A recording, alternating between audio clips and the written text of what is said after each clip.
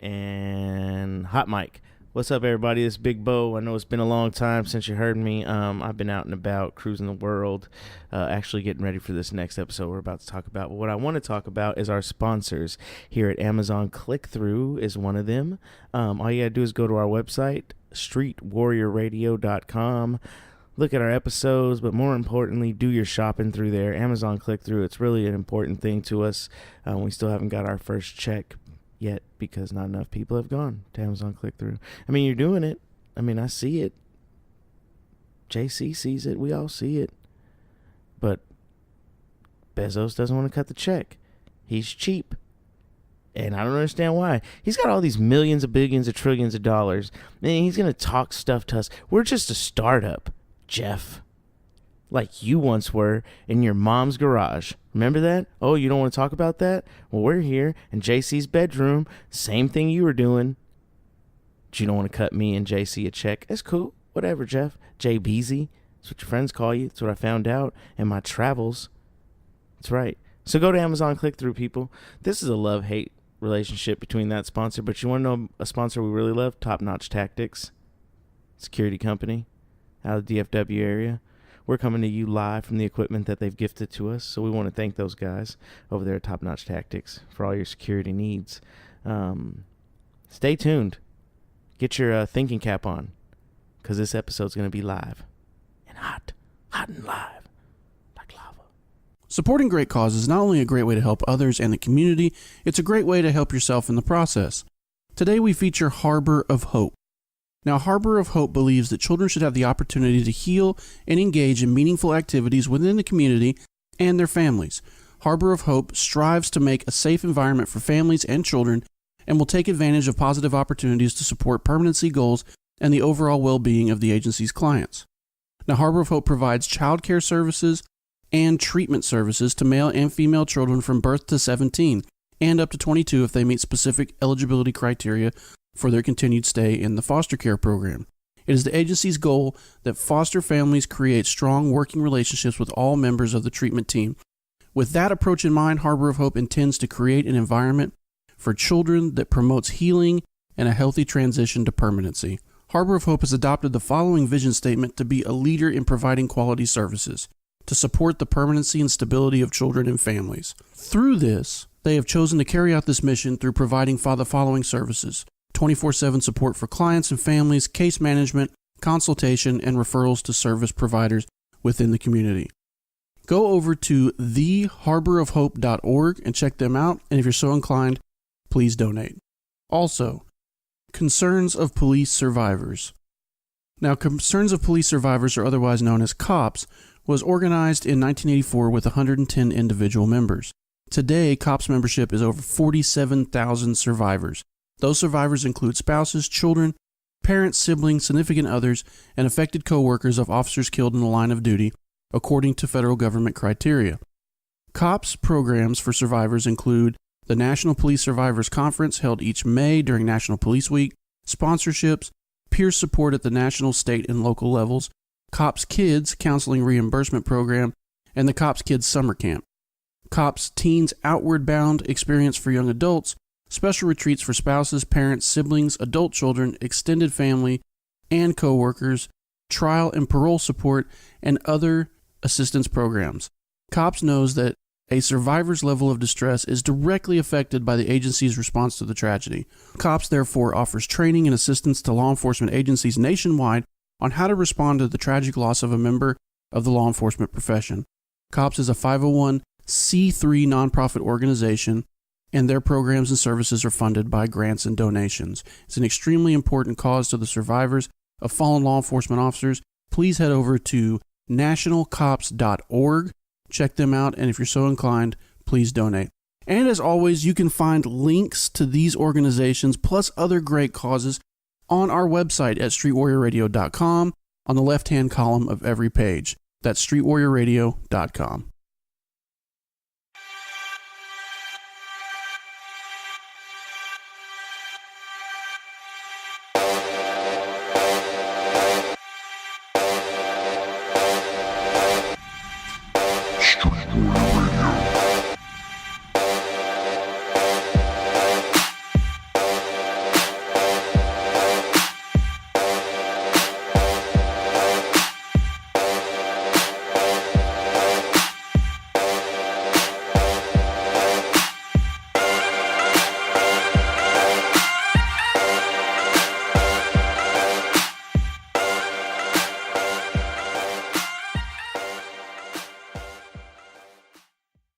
This is Street Warrior Radio episode 018 with your hosts, Big Bo and me, JC. Now, Big Bo, once again, is not here. Left me hanging. I think he's cheating on me with another podcast. But it's okay, because I'm a resourceful guy, so I came up with a guest host. That guest host is joining me now. BD, you want to introduce yourself to the people? Absolutely, JC. Thank you for having me on. Big Bo, I believe he's stuck down a rabbit hole right now in the flat earth. But anyway, I have about 20 years experience in law enforcement, working both county, municipal, and federal, doing everything from corrections on up to civil service, and then everything else patrol related, both supervisory and non-supervisory. Cool. And you're still active in law enforcement? I am very active in law enforcement. Cool. All right. Well, thank you, BD, for being here. All right. And that's the show. All right. Yay. No. So last episode was a little ridiculous. 017. We talked about. Well, the goal of it was we're actually going to talk about some real conspiracies and stuff like that. It never happened. It just fell into a giant shit show. So this episode is going to be a little more serious, though. We're going to talk about some stuff. One of those things is, have you ever heard the phrase BD, perception is reality? Yes, I have. Yeah. So, think that's true or not? I believe it's very true. Simple things amuse simple minds. Should it be, though? It should not be. So, perception, obviously everybody out there probably in one form or another in their lives has been labeled a certain way, right? Yes. Something's been thought about them or spread around about them that wasn't true based off of the way something looks, right? Excuse me. And that's kind of what I want to focus on today. Big Bo, who was super excited, quote unquote, about that topic, whatever, decided he wasn't going to be here. So, or is that the perception? No, it's fact. That's reality. It's reality. He's quitting.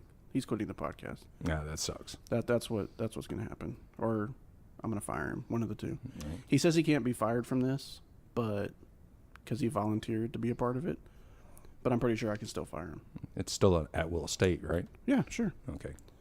So we're going to get into that a little bit. But you know what? You know something we haven't done in a long time? Normally we do it kind of towards the end of the episodes, but I actually have two that I want to do today. And I'm kind of throwing this on BD real quick. Is that giving a shout out to Amazon for all the support? Yeah, well, yeah, don't. This is going to be, God. Bezos has freaking drones outside my house right now watching me 24 hours a day. Everybody thought it was the gangs for the FBI, but it wasn't. No, it's Bezos, pretty sure. Pretty sure Big Bo made that happen with all that. So, so you had actually submitted a war story to the podcast. I did. Do you remember the war story? Very much so. Okay, yes. Cool. So I kind of want to give everybody like a look into the mind of BD real quick before we kind of jump into the meat of the podcast. But would you mind sharing that war story? Absolutely. By the way, before he gets into that, we have had some submissions for war stories. I'm going to be including one of those towards the end of this podcast, but we want to hear more. So you can go to www. Well, you don't have to do that. Nobody says that anymore. You can go to streetwarriorradio.com/contact, fill out the contact form there, and submit your war story through there. Or you can hit us up on that email at info@streetwarriorradio.com. Send us your comments, concerns, war stories, etc. We want to hear from you. And with that, BD, take it away. I want to hear this war story. It's pretty good. Thank you. And they could do all that by getting on the line? On the line, on the interwebs. Outstanding. So the war story, what I submitted was I was doing patrol work, in particular looking for any type of traffic violations one night.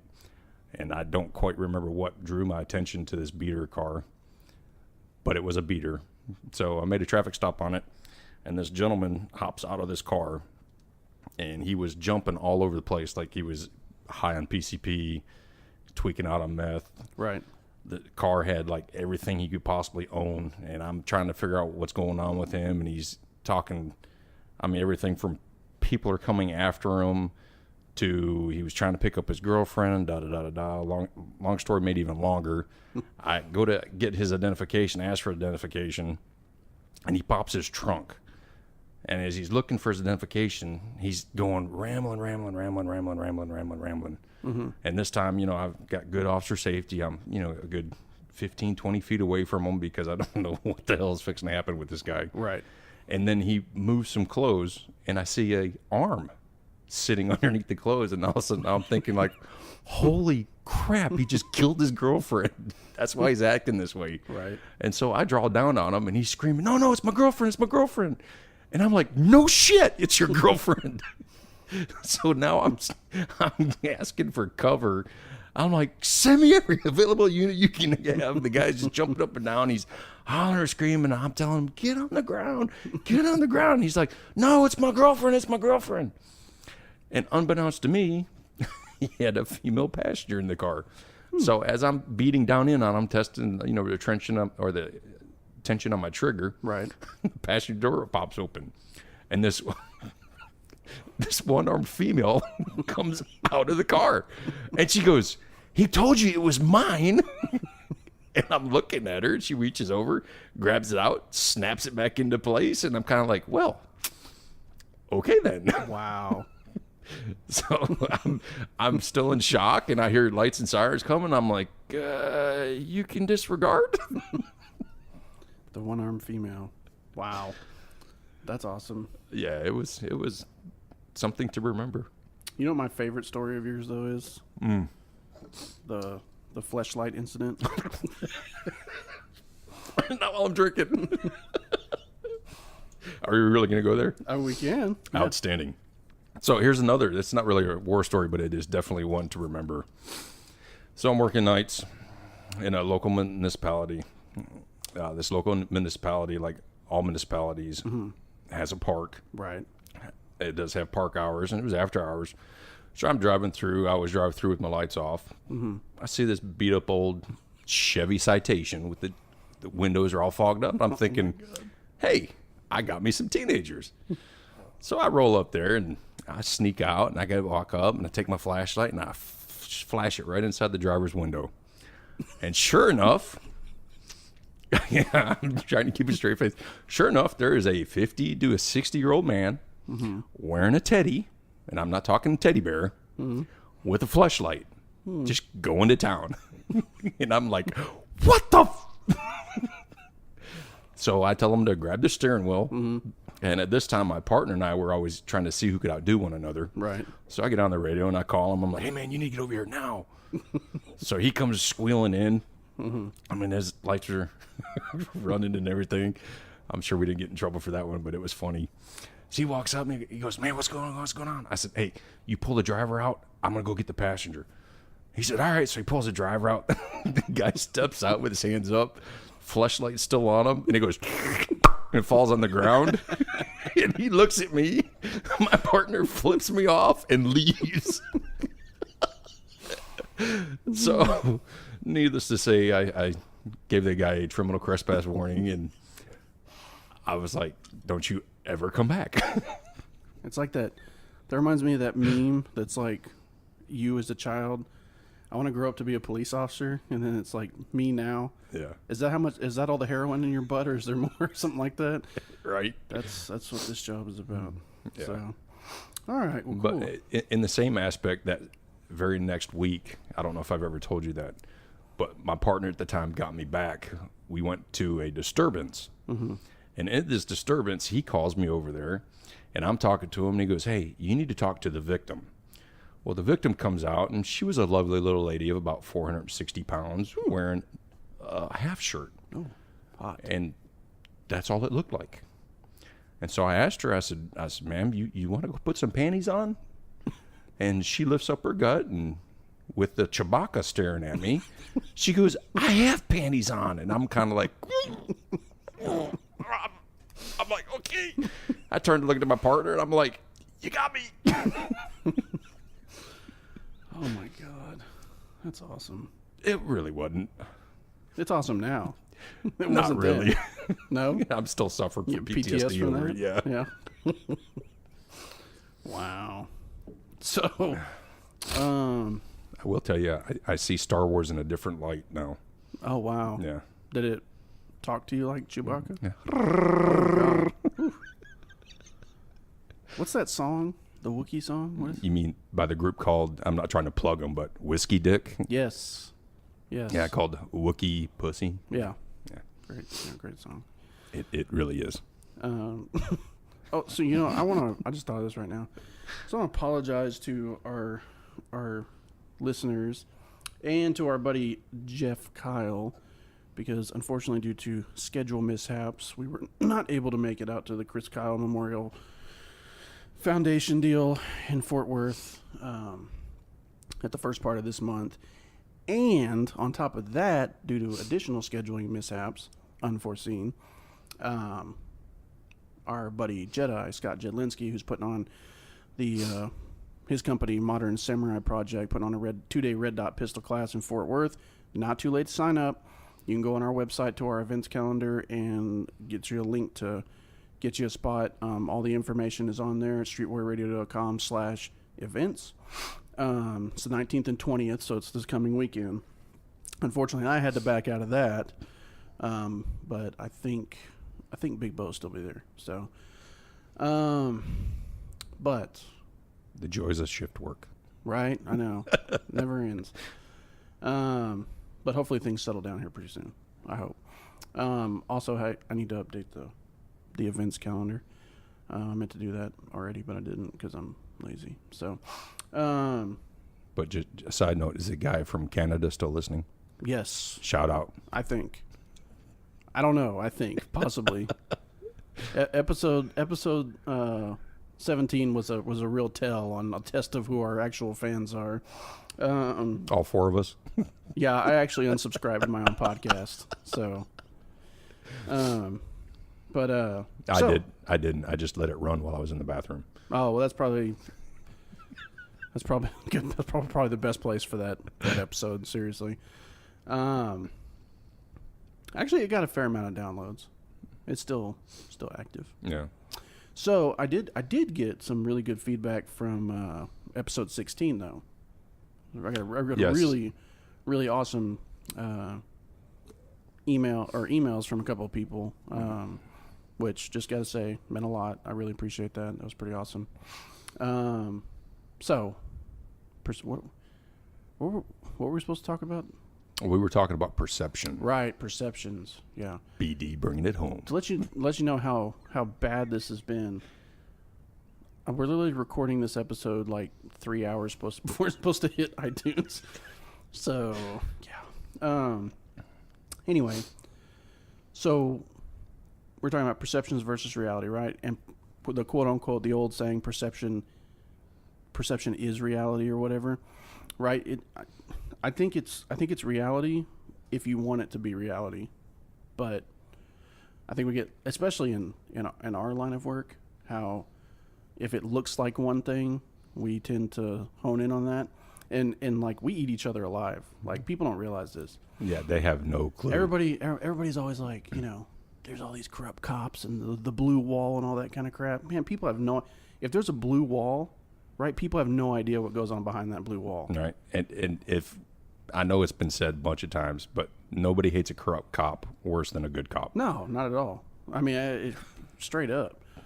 But sometimes you can get the perception of being a bad cop or a bad person because of an incident that looks a certain way to a certain person, and then they run with it before all the facts are there. Yep. Right? And I've literally seen that ruin people's careers. Yes. Not necessarily their employment status, but their status within the department, their reputation, everything takes a massive hit, and people don't look at them the way that they used to because of perception, right? Yeah. Once they get something in their mind, they stick with it. Right, exactly. So what's an example from your career at any point, doesn't matter when, has there ever been a perception of you that has negatively impacted you that wasn't based in reality? Absolutely. I at one municipality where I worked, and you know which one I'm talking about. Yes. There was certain individuals that felt that because I was more productive than them, they would put the perception out there that I was the least productive individual there, no matter what statistics said. Right. And then that carried on to where, oh well, he's no good. He's disgruntled. He's bitter. He's a piece of crap. Right. Blah blah blah blah blah. Which I think is funny because my now department doesn't have those perceptions, Right, and they're at like, all, oh my yeah. God, how'd they lose you? Right. Yeah. And sometimes that's what it takes. Sometimes unfortunately it takes a fresh start, right? Somewhere. Yes. But you know, that particular, you know, situation, there's been a lot of correction since then. But I think it's good, it's productive, right? Yes. But the fact remains that, you know, you can do everything right and do one thing wrong. And depending on the personalities and the egos and all that stuff that's involved, that one little thing can literally follow you and become the standard of how or the lens in which you're viewed in, right? Yes. So let's take And when it comes to administration, that lens or that scope they look at right is very, very minute. It can be. It depends on. I think it depends on the quality of leadership. Yes. Right. I mean, if you have leadership that's sole intent is to make themselves look good, and anything that goes outside of the parameters of which or the perception they're trying to perceive. Correct. Yeah. Yeah. Exactly. If anything steps outside of that or what they view as, you know, the right way, or they think it's going to make them look bad in any way, shape, or form, then those egos kick in, and then it becomes, well, it's a free for all at that point, right? And, that's a straight up leadership issue. But so is perception. If you have an employee, for instance, that's, you know, let's say got caught up in a rumor, right, that wasn't true, and then you as the leader didn't take steps to squash that or make sure that, not necessarily, well, squash it is the same thing. I was about to say the same thing twice, but take those steps to squash it, right? And you allow it to fester, and then in some cases participate in it. You have literally just, one, you fracture the trust between yourself as a leader and that particular person, right? But you've also potentially caused irreparable damage to that person's career and how they're viewed. And, you know, when rumors get circulated long enough, they start to become basically fact. Yes. They're not fact, but they become so commonplace, and it's said so many times that people begin to accept it. And then you have new people come in, and that's the first thing they hear. That is the first thing they hear. And they don't know anything about you. You know what I mean? And it tends to snowball into this just out of control situation, right? So when you have a person that's got negative, or let's say they've been wrapped up in something that they not necessarily, or didn't, it's false, right? It's a rumor, but this is starting to turn into a perception of that person. In your opinion, how do you think that person should go about dealing with that? Like, how do you tackle that? How do you tackle that if you're the only one in the room saying, no, that's not true, but everybody else has accepted it as fact because, quote unquote, perception is reality? I mean, how do you deal with that? That is a really good question. I think it's funny when people say that's a really good question because they need time to think about the answer. Exactly. It's a stalling tactic. It is. But my gut go-to feeling is you need to address the person that started it right off the bat, try to figure out where they got their perception of that coming from and why are they trying to continually fuel the false narrative. What if the person that started it or fueled it is somebody much higher in rank than them? whether that be in a business organization or law enforcement or military or whatever. I mean, if they're 2 or 3 steps in the pecking order above that particular person that's the subject of the rumor, how would you address that? Well, if you don't have an open door policy, then you got to follow your chain of command by going above.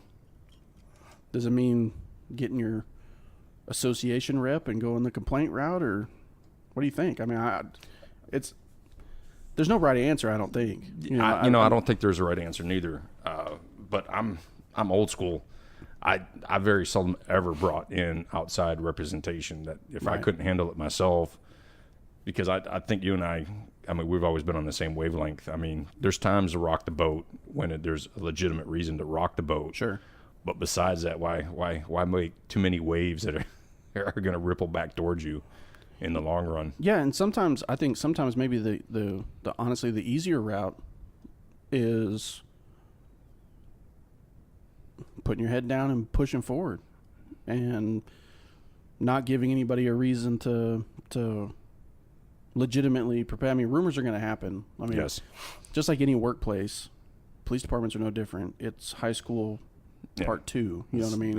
That's the paranoid. Yeah, and we love to gossip, Yep. and we love to bitch, and we love to do all those things, and that's in any organization, no matter what it is, whether it's law enforcement, business, military. You got people that just, it's our personality types behind the quote unquote blue wall. Right. We like to bitch. Yeah, we do. do. We like to complain, and sometimes I think it's a human thing, really, but we see something and we just like to run with it, and I think that's because it's our own insecurities and our own flaws that are coming to the surface when we see it in somebody else, and we're like, oh, that ain't gonna be me.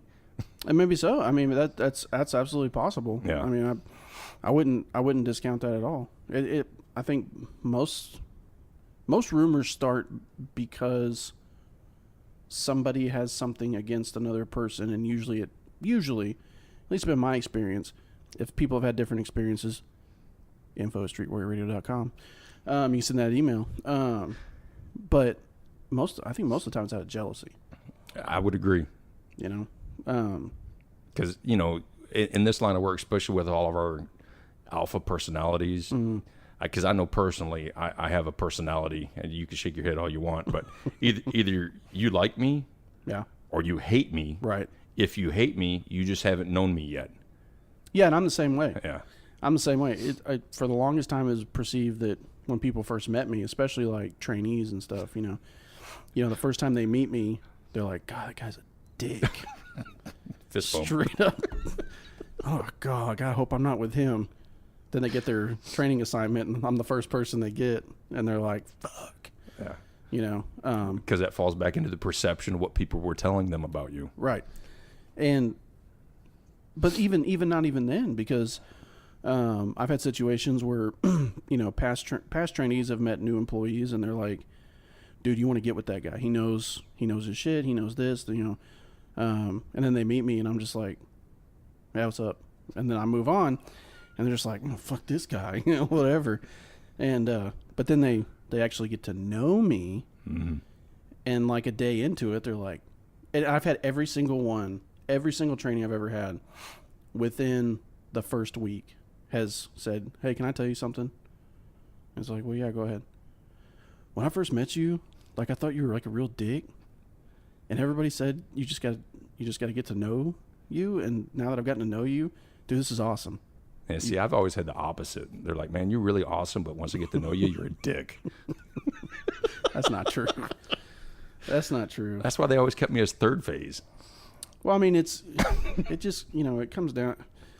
Maybe it's the way, maybe it's the way we carry ourselves. I don't know. I've often been perceived as arrogant or negative or grumpy or disgruntled or whatever, and I'm not gonna front. Yeah, sometimes I am grumpy, but I'm one of those people that I wear my emotions on my sleeves, and I don't even know I'm doing it sometimes. It's hard. I've never been one of those people that I can just sit there and be like, I'm good. Hey, everything's great. Right. I'm wonderful. Hey, you know. That's what I usually tell everybody. I said, look, when I'm not smiling, just step away. Right? Yeah, well, I mean, it's... One of the guys I work with at my current department, he got to see that last night. I had this guy spit on me in the face. Oh, yeah, well, Yeah. that's hard. Yeah. That's hard. 'Cause that's a hard situation to be in. It was, but the good news is I used my vehicle to minimize the force, That's good. so there was no use of force policy. Well, you have to get the individual's face away from you, right? I mean, Yep. now back in the day. Just, Right. I want to say that so bad. Back in the day. there you go. You got it. You know, I never said it like that until Jocko Willing's podcast, and the way he says it now I say it like that all the time. Since And Big Bo ain't here, I'm going to go ahead and say it. 100%. 100%. Yeah, absolutely, 100%. 100%. No, but I mean, yeah, I mean, I don't know if it's the way that I carry myself or whatever, but like, for instance, sometimes, and it's hard for me to step back sometimes.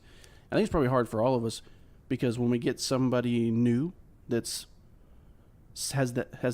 come off similarly, it's real easy to go, it's his fucking problem, you know. You take a step back for a second, like I recently had to do this. Take a step back and go like, well, maybe he's not a dick. Maybe that he's just uncomfortable because he's in a new place. Maybe I need to check myself because that's what people think about me, right? And it turns out that's not the case. I mean, what the initial perception is not the case. But it goes to show you how when you have these, whether you intend it or not, people are going to pick up certain things, and they're either going to run with it or they're going to give you a chance. Yes. More often than not, people will run with it. I blame social media. I don't even think it's social media. I think it's thanks Obama. No, I think it's Back in the day. right. I think it's just a human thing. I think it's just our society. I just think it's how we are as people. And then again, like you brought up, you throw in those alpha personalities. Yes. And everybody's sizing each other up, and everybody's competitive with each other, and all that. I blame people who have children and they have siblings. What's that? Because that's where you get it from. Well, yeah. You're always trying to place the blame and Yeah. like, oh, well, I'm going to be better than them. Right. Well, I think too, when you get somebody in that's new and they're unsure of themselves or they're uncomfortable, you kind of want to, especially if you got some notches on your belt, you kind of want to broaden your shoulders a little bit and be like, yeah, rookie, you know. Right. But you know what I struggle with the most? And you're going to laugh because you know this is true. When I'm trying to train somebody and they don't have the same work ethic or work drive that I have, Right. I have an issue with that sometimes. Yeah. And sometimes it's hard to sit back and go, well, maybe they don't have that because it hasn't been developed yet. Yep. Oh, that's right. I'm the guy that's supposed to develop that, right? Oh, shit. Yeah. You know, It's like, how did you not see that violation? right. You forget that they're brand new to this, right? Yeah. They're trying not to screw up and get in trouble. Right. So they got the 10 and the 2. They got the blinders on. They're trying to do everything. They don't want to wreck the car. You know, they don't want to be that guy. That's right. Oh, my God, I'm doing 38. It's 35. I'm going to get in trouble. Right. Yeah. They're trying to do everything by the book. And of course, you as a trainer has to step in at some point and be like, hey, calm down. Yeah. It's fine. We were all there. I usually make them pull over and scream. Does it help? It does. Wow. It believe it or not. I never Either done howl that. like a wolf or just something to break the stress relief. I bet when you tell them to do that at first, they're just like, what the Well, they think you're like, huh? what's this guy's deal? But you know, it just shows that no matter how aware we are of how perceptions can hurt people, right? We still ourselves will project onto other people that we don't know, and it's hard to check yourself, and it's hard not to run with it. And I'm not coming from a position of being higher than anybody else or being better than anybody else. I've participated in just as many, you know, rumor mills and the whole 9 yards. We all have. Oh yeah. We all have. I mean, to say that you never do is just a lie, because as a lot, they're being truth deficient. Right, truth deficient, right? Because as soon as you hear that rumor, right, and then you don't take, in my opinion, if you don't take actions to put an end to it, or go to that person that the rumor's about and address it, you're allowing the perception to continue because you're not doing anything to stop it, right? So you are participating, even if it's passively. Correct. Right. But whether you're a new person or you're a person that's been at a particular place, those perceptions, whether intentional or not, hell, they may be accurate. It may be true. Whatever it is. Maybe you are just a dick. And maybe that's a personality deficiency that you have to work out at some point. But right. Maybe you're not. Maybe you're the nicest person in the world, and maybe you do anything for anybody, right? But you come off a certain way because of the way you look or the way you act. And it's crazy how those things, those initial perceptions, can literally take hold of not just an individual's perception of another person, but as soon as they start talking about it to other people, whether that person's met them or not, they're like, oh, I heard so-and-so's a dick. Right. And they've never even met them. And so then that's what they run with, right? Because it all falls back to that taboo word of prejudices. Everybody has it. Yeah. It's how you were raised, your upbringing. Sure. I mean, everything. I mean, you got to look at the whole totality of everything that from everything you're raised with, everything you've seen on the television. Everybody's had a bad experience with some person or another, whether it be first responders, be medical. I mean, I love our medical, but I don't want to be treated by anybody because of the stuff I had to go through growing up with. Sure. I mean, yeah, no, I get it. I actually, when I was 14, I punched a doctor because I had a broke ankle, and he goes, on my broke ankle, well, let me show you what I did when I broke mine. And he goes, and then I laid him out. Well, and then my mom's all freaking out. She's like, we're going to get sued. We're going to get sued. And then he's kind of like, oh, I guess I shouldn't have done that. yeah, probably not. It's like, hey, yeah, fucko, that was your clue. Right. And of course, I exaggerate when I said laid him out. A 14-year-old kid can't lay out a. Well, I'm sure some of them can. I didn't. Yeah. I mean, I hit him on the contact, I made contact enough where he stumbled back, looking at me like, did he just hit me? Yeah. It was probably more like the mosquito bite. Yeah. Stop it. Don't even get me started. I'm going to caveat my next statement by saying this. Back in the day. There are amazing people in the medical profession. There are absolutely amazing people in the medical profession. Shout out to the emergency room workers. Yes, absolutely. Nurses, emergency physicians. Nurses. And the women ones too. And there's some incredible paramedics out there. You're funny. There's some incredible paramedics out there. Yes. And firefighters and all that. I don't know about firefighters, but paramedics for sure. There are. Hey, somebody needs to push our squad cars out of the way. Yes. We're not going to go down that road. We're not going to do it. Back beast back.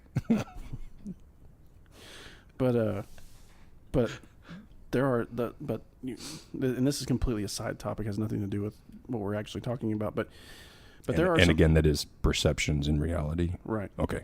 Just so, yeah, thanks for reminding me. Because I was about to go off on a tangent about poor ass medical care and quality that exists in a lot of your private practices. Yeah. That you want poor ass medical care and quality? Yeah, because both Big Bo and I were in the military, both in the Army. So yeah, clean socks and 800 milligrams of ibuprofen rock the world. And you're good to go. Yes. But I mean, again, there's some great medical professionals out there, but there are some, like for instance, the situation with my wife and her accident and all that kind of stuff. It's been one horrible situation after another with medical people. Yeah. As soon as they hear there's any legal anything involved, it's like been just this nightmare. But completely side. That's a whole side. I could do a whole podcast on that. I got one for you. Probably never get treated by any doctor ever again. when I was deployed, my last deployment, my buddy, we were playing some field ball. Yeah. And he planted his foot and he tore his ACL. Ouch. And the doc, he was a great guy. You know what he did for my buddy, my battle? 2 weeks without PT. And it was 1,600 milligrams ibuprofen. Thanks. Yeah, well, when I tore my my left calf muscle playing basketball, it went to the ER in that particular that was city. Fake. And you just wanted time off. Yeah, that was one hell of a fake. Yeah, that hurt like a mother. It was like I got shot. That was horrible. But I'm sitting there in the ER. I'm laying there in the ER, and they had me on my stomach, and the doctor comes in. Was his name Gunter? No. All right, just checking. No, what the fuck? Is that the one that was giving you back massage and still prawning around down there? No, okay. No, that was a whole different deal. That was Farfik Nugan. That was at an Asian place. Anyway, the doctor literally comes in. He's like, "Yeah, well, it looks like you got a pretty good." Is it Dr. Tiger Lily? No. Oh, calm down. Jesus. For those, that was a reference to Peter Pan. Yeah. So he comes over and he's like, "Yeah, it looks like you tore your calf muscle pretty bad," and freaking like 3 times slaps my calf muscle that just got torn, and I'm like, oh, I was so mad. I wanted to hit that guy so bad. It's like, why would you do that? Anyway, I don't even know what fuck we're talking about right now. But anyway, perception and reality. Right. Back to that. So you're gonna need a lot of editing. No, this is raw. This is raw. I actually don't edit out that much in the episodes. Last episode, there was a lot of editing out because it got stupid, and there was a lot of personal things and names were used, and I think and I listened to it, so I would agree it was stupid. So let's just put it this way: the final cut of the episode with the music and the sponsors and the causes deal that we do was 1 hour and 29 minutes, right? I edited out like 26 minutes worth of stuff. That's how much editing I did on that episode. I think it's probably the most editing I've ever done on an episode. It was crazy. But anyway, so lost my train of thought. Perception and reality. God, I'm glad you're staying on track because I'm not. I keep on looking at your Bang energy drink, even though they're not sponsors for you. But have you tried their Pina Colada? No, I don't even know where to get that, other than online. I will tell you that if you were to mix it with, say, I don't know, vodka, it'd be really, really good. Interesting. And I don't drink very often. Yeah, so Bang Energy Drinks is not a sponsor. They should be, but they're not. But their black cherry vanilla gets me through life. If it wasn't for Bang Energy, dip, and like weird podcasts, I wouldn't make it through. So you're more or less describing what it would be like to be an off-duty police officer. Yes. Don't forget about your fitted 511 hat. Well, I don't wear one of those. Okay. I'm not tactical like that. Oh, tactical? Yeah. Yeah, I'm not. You know, I carry. Speaking of off duty, right? So you're and something we've never talked about on the podcast before, but EDC, everyday carry. Yes. What's your EDC setup? What's it look like? My EDC kit setup. Yeah. What do you carry on you like when you're off duty? Like what I'm wearing now, or like normally when you go out? Oh, when anywhere, I go out, like what do you carry? I carry. Actually, I'm gonna give a plug to them because they're a really good corporation. But Infinity Tactical, I got a very nice out the front knife from them. Yeah. Outstanding. I love carrying that thing. I carry that. I carry an extra magazine, and I carry my little 19, my Glock 19. Sweet. Yeah. I tried the 43. Yeah. But I with such a small frame with only a single stack, and I mean I don't have massive hands, but I like to at least grip a gun and it feels like I have a gun in my hand. Yeah. That's why I went back to the 19. Well, you know they make. I saw some cool extended base pads for the 43. Yes. Pretty neat.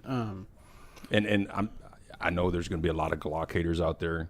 As well, Glock lovers too. There's a lot of Glock lovers. I've been happily married for a long time. Right. But guns are like women. I could tell you what I'd like. Right. But I'm not telling you to go out and try every one. Sure. But if you can go to a gun range and shoot multiple guns, that's what I would suggest. Yeah. I love the new M&P 2.0. Yeah. I think it's built a lot like the Glock 19. Yeah. And I love their new trigger on it. Yeah, that's always everybody's biggest complaint about the M&P is the trigger, because the factory trigger just on the original M&Ps just sucks. Well, I mean, just sucks. I will tell you, have you shot the new 19X? No. Really? Oh, man. Yes. Not to mention the fact that you can have 19 and one in the chamber. Isn't it just it's just basically a 17 frame with a 19 slide, right? Yes. Yeah. But it's essentially the Generation 5 components, though, right? It is the Gen 5 components, but right now I think what everybody loves about it is it's the FDE only. Yeah. Yeah. For those, I mean, I've seen some people that ended up, everybody made fun of it first, and then some people got it and they were like, oh, well. Yeah. Yeah, for the non-gun people, FDE is flat dark earth. Yes. Yes, because you're not Big Bo's flat earth, but just flat dark earth. Fuck no. Yeah, it's been nice not hearing any of that. I think I'm gonna fire him for sure. Oh, don't do that. I don't look as good in a G-string as he does. Oh well, that's. Anyway, and that ties into what I was listening to on the way up here, because I flipped the channel and it goes, "Don't go chasing waterfalls." There'd be some waterfalls, all right. So. Not while I'm drinking. So I'm not like a big Glock guy. Like, they're great pistols. You know, they do the job. But I'm an M&P. I love the M&P. It's like my ADC. I carry a shield with an extended magazine in the gun. Carry the standard 7-round in my pocket, and then I usually carry a knife, tourniquet, Israeli bandage, and that's usually the extent of what I carry. Sometimes I'll carry a mini flashlight. Or not, just depends on what time of day I'm going out. Yeah, I have a bug out bag that's always in my car, but I don't actually carry it on my person. Yeah, in my car. Yeah, I've got my go bag. Plus, usually have the AR in there. You know, I don't know. You know when. Is that taboo thing that goes around killing people? Yes, that's the military grade assault tank that goes in your hands. The one that's got the chainsaw adapter. Yes. Sweet. Yes, I'm gonna get the aircraft carrier attachment. So I can launch planes from it. The M203 would be perfect on that. Right. Or the new 320. Have you seen the M320? Yes. It's a standalone. Yes. It's nice. I don't know where we went to. Now we're talking about. Well, you were talking about EDC. Right. Yeah, it was just kind of a side note. Yeah. I was just curious. Because the perception is that every off-duty officer is carrying. But reality is they're not. They're not. Yes, that is true. But with that being said, did you see on, not to mention the idiot that runs a social media account, but did you see that what's up there right now that before it gets flagged about the gentleman that tries to arm rob a group of women? He hops out of the car. The female? Yeah. That lights him up? Oh, yeah. Man, that was awesome. Dude, she took care of business. Yes, she did. That was in Brazil. But did you see how many people were smart enough and stayed? Mm-hmm. Not a single person. Yep. Everybody took off. But as soon as he came around the front of that car, for those of you who haven't seen it, it's all over the place right now. Oh, dude, it was righteous. You can YouTube probably search like Brazilian woman shoots guy. Concealed carried female saves the day. But so there's this street surveillance camera. And this young male, right? Yeah, he comes around in front of a car. He's got a gun. He tries to grab a female. It was black in color, semi-automatic. Right. Reaches into a crowd, starts grabbing a female with a purse, and then this woman who's standing there reaches into her nice tan bag. Yep, and pulls out a pistol, which was black in color. Calm down. We're not working a court case here. I object. She pulls straight out of that purse. Oh, dude, it was 3 to the chest right off the bat. And fired straight in his thoracic cavity, and dropped him. And then went and secured his weapon. Went and secured his weapon in her purse, put her purse down away from her body, and then rolled him over with her foot and kept him at gunpoint. Of course, the video ends at that point. Yeah.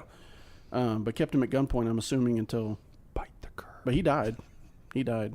Well, that is a travesty. Yeah. It's terrible. Yeah. That was pretty cool. It's a pretty cool video. It was a good video. Not to mention, did you see the one? I don't know what agency it is, but the officer that made the approach, the passenger side approach on the vehicle with tinted windows, and the driver with the back passenger? Tulsa, back passenger, yeah. Tulsa, Oklahoma. That officer had his head on a swivel that day. He nailed it. It was. I'm glad they went home safe. Yeah, he was on point. Yep. That dude was on point. He had his situational awareness, target acquisition, speed. Yep. Everything was perfect. I mean, just perfect.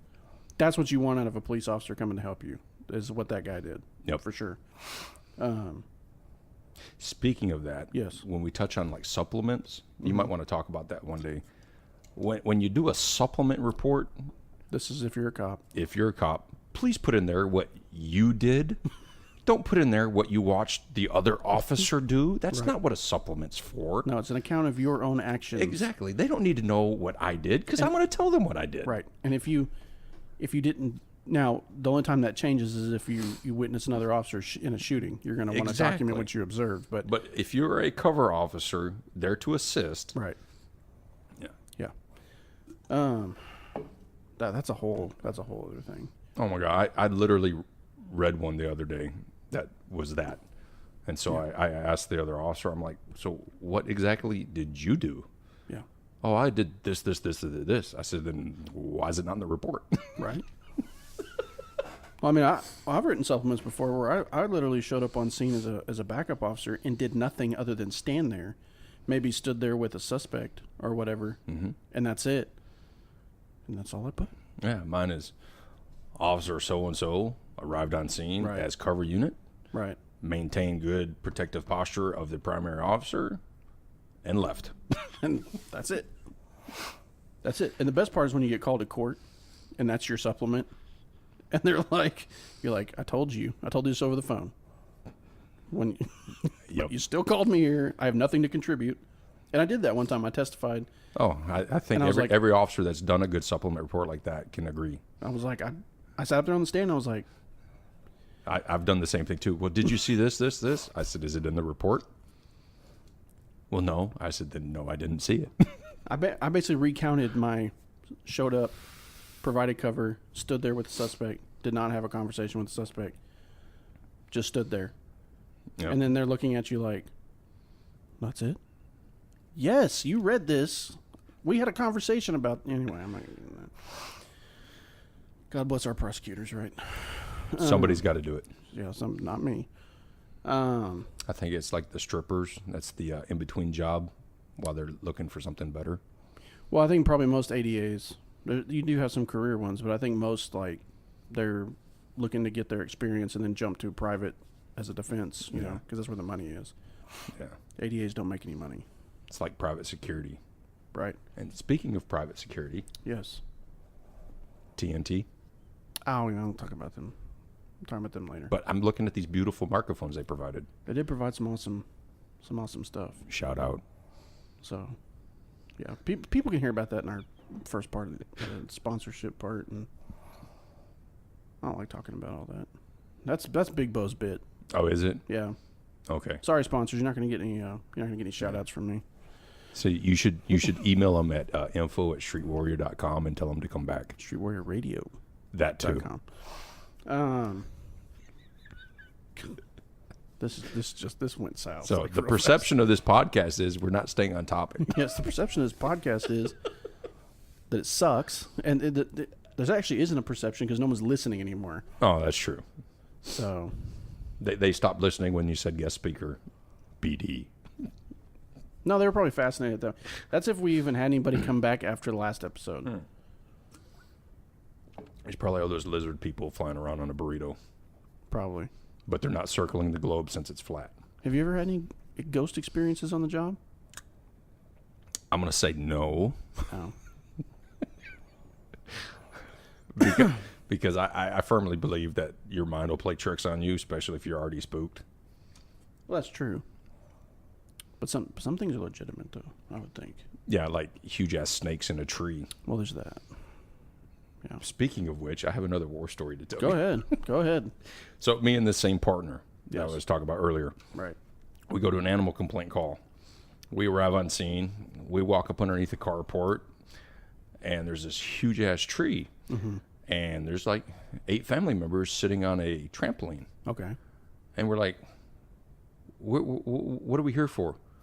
And there was broken English, and the only thing that I can make out is snake. And so I look at him, and I try to use my broken, Spanglish, and I'm like, ¿de dónde? And they kept on going, arriba, arriba. And I look at my partner, and I look up, and I kid you not, there was a... In my mind, it looked like a freaking anaconda. Right. Because it was like 6 inches above my head, and I think it like stuck its tongue out and said I was going to swallow you whole. Oh, I'd have set the tree on fire. Oh, yeah. I both pepper sprayed myself and my partner trying to get it out quick enough.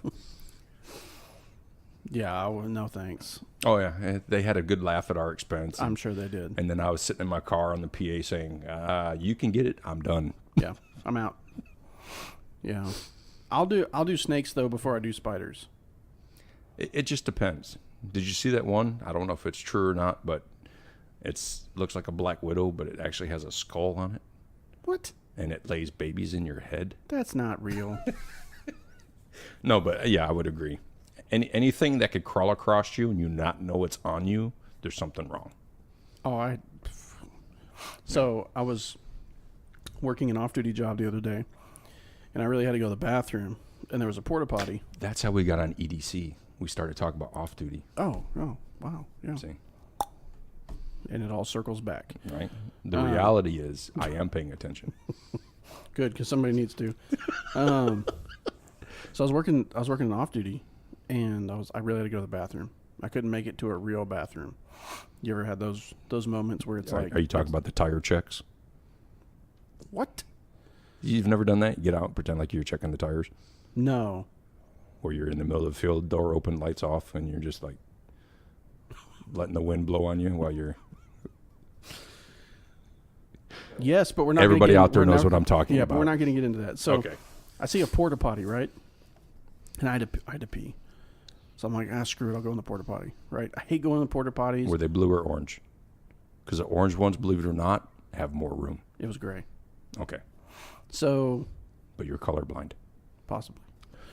So I open up the door, and as soon as I open up the door, no shit, there's like this big ass black spider crawling up on the roof, ceiling, whatever. And I was like, don't have to go that bad. And I shut that door. I was out. I was out. Nope.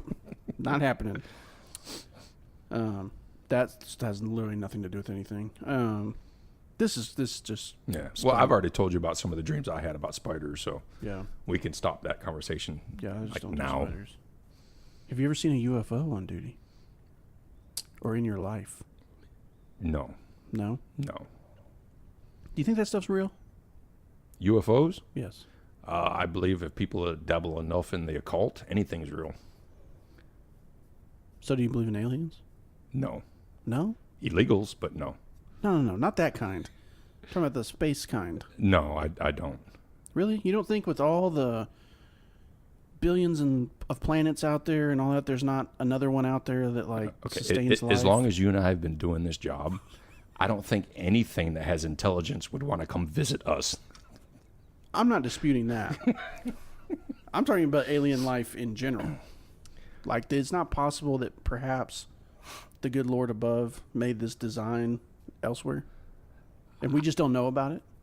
So, you know where I stand. Yes. That's Okay. why I'm asking. I know. So, not to get it all religious with you, Right.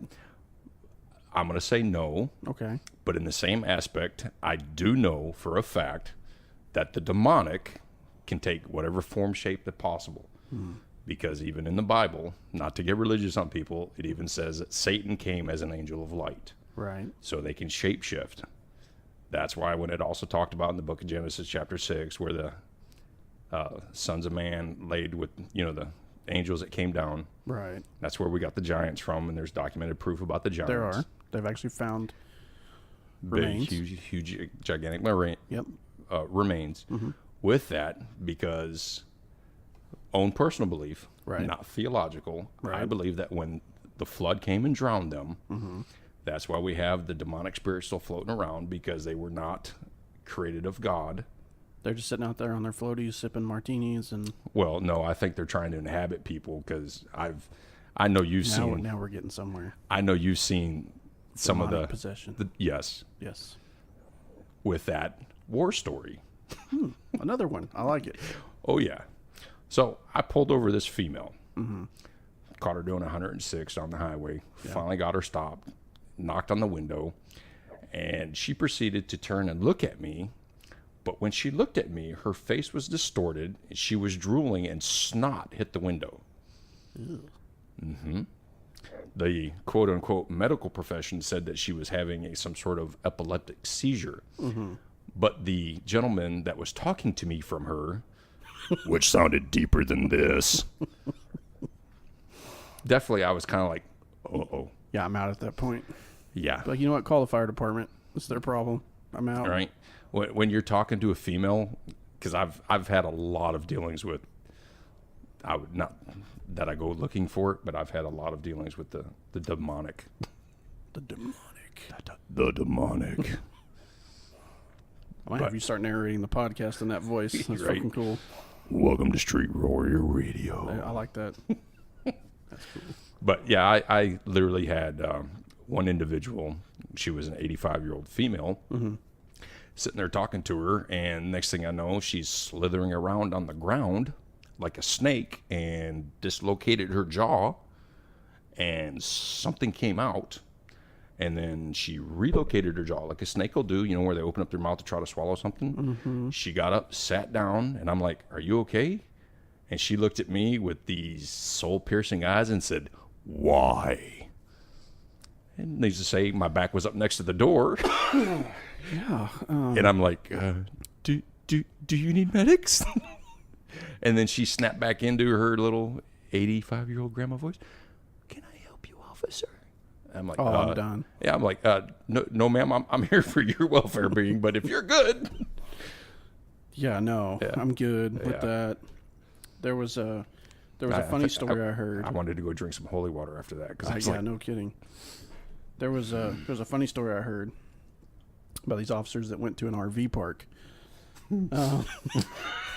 And this little girl that was talking in different voices and things, and they were just like, every single one of those officers was like, "I'm out," and they stayed outside. They didn't want to go back in there like at all. Yeah. It was a pretty funny story. It was told very animatedly. Were you with me? Because you and I worked together at Right. one point. Were you with me when we went into the trailer for the individual that thought that her husband was murdered on the bed? No, no, but I know who you're talking about though. Mm-hmm. So, I'm pretty sure it may have been Big Bo, but when we made entrance into this trailer, we walked past her little shrine to Satan. Well, I'm dead serious. I mean, there was, I know who. Yeah. I know who this is. and she's screaming up and down. Her husband's hacked up on the bed, and Right. so we walk in there, and I'm, fully expecting to see body parts and plastic bags. Right, because she's convincing. Oh, she was extremely convincing. Yeah, To the point that she was, not heretical, but hysterical. yeah. Freaking flipping out. Then we go in and get a peeking around the door, like, oh my God, what's going on? Waiting to turn around with her sitting there with a hatchet or something. Right? Have it up, down, cross on her forehead, going, oh, yeah, blah. Right. But No, no. There's been other incidents with that particular individual with Yes. voices and things. yeah. So, I was. Well, We don't stick to topic at all, do we? no. This is spiraled completely out of control, and it's fine. So the perception is that we have mundane calls. Well, And we we- do. And Probably everything. 95% of them. Yes. And then the remaining 5% is the reality of the calls that we all remember the most. So then it comes down as to Is that actual demonic possession, or is that mental health? Is that a mental health problem? Because you could easily, anybody could easily argue the opposite. Oh, absolutely. It's schizophrenia, or it's, whatever, dissociative personality disorder, or whatever, Yep. I like I said, I'm not a certified mental health professional. Right. I have my mental health certification as a peace officer. Right. But I have not gone to no 5 to 8 year medical school to learn the psyche. Right. But I think you and I would agree that there comes a point when you mess around with certain things that you will split your psyche and you will, quote unquote, open up access to allow whatever you've been dancing around with free access. Yeah, I'd agree with that. For sure. Yeah. I think there's probably plenty of documented examples of that. Oh, yeah. For sure. Wow. I think that just got deep. Perception to demon possession. Right. Wow. Because back in the day. So what podcast are you into right now? Besides, obviously, Street Warrior Radio. Clearly, that's number one. That's the only one. That's it. There's no other ones exist. No. There's where have you gained some inspiration from? Health wise, or just like in any way. Okay, well, I'm going to give a shout out because I listened to the Two Keto Dudes podcast. I really like listening to them. Yeah. You and I both enjoy the Jocko podcast. Oh yeah, I love listening to him and Echo Charles. I've been listening to the Jordan B. Peterson podcast. Yep. It's a really good one. I've been jumping back and forth between the Tim Ferriss, the Tribe of Mentors, which he's all caught up right now. Yeah. And then I jumped between that one and his actual, the Tim Ferriss show. Yeah. He had Tim Kennedy on the other day.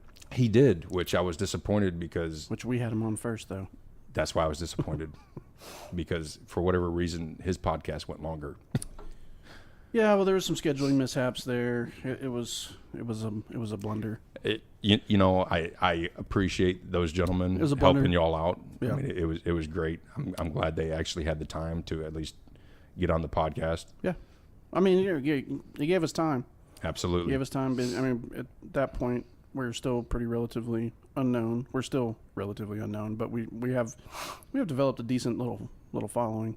So, but I mean, he's super, like, yeah, I thought it was funny that Ferris even was like, felt like he was like in a freight train or whatever after that interview. And yes.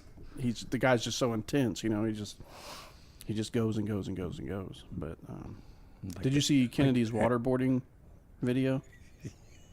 I did. Dude's nut. That dude's just extreme. Yes.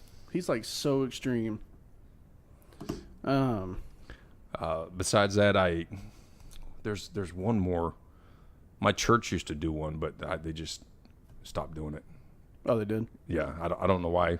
I keep on asking to put it back because working shift work, it makes it hard, difficult. Yeah. Mm-hmm. And then working shift work. I jump back and forth with Joe Rogan. Yeah, but there's some things that I cherry pick Rogan's episodes. Yes. So I'll see somebody that I'll read the show notes and I'll be like, oh, that sounds interesting. I know you and I discussed it. I really enjoyed the Tim Ferriss interview. I think they oh my God, I can't even think of his name now.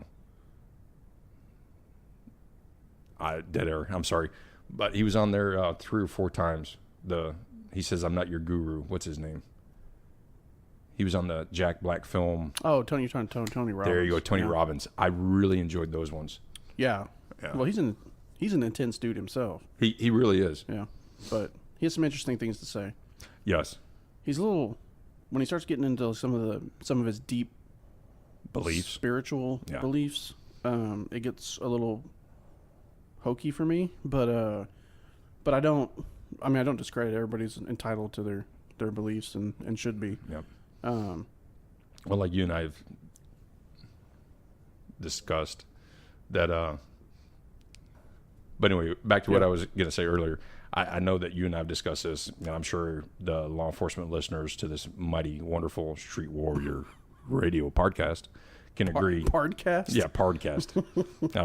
I'm sipping on a Monster right now, so excuse me.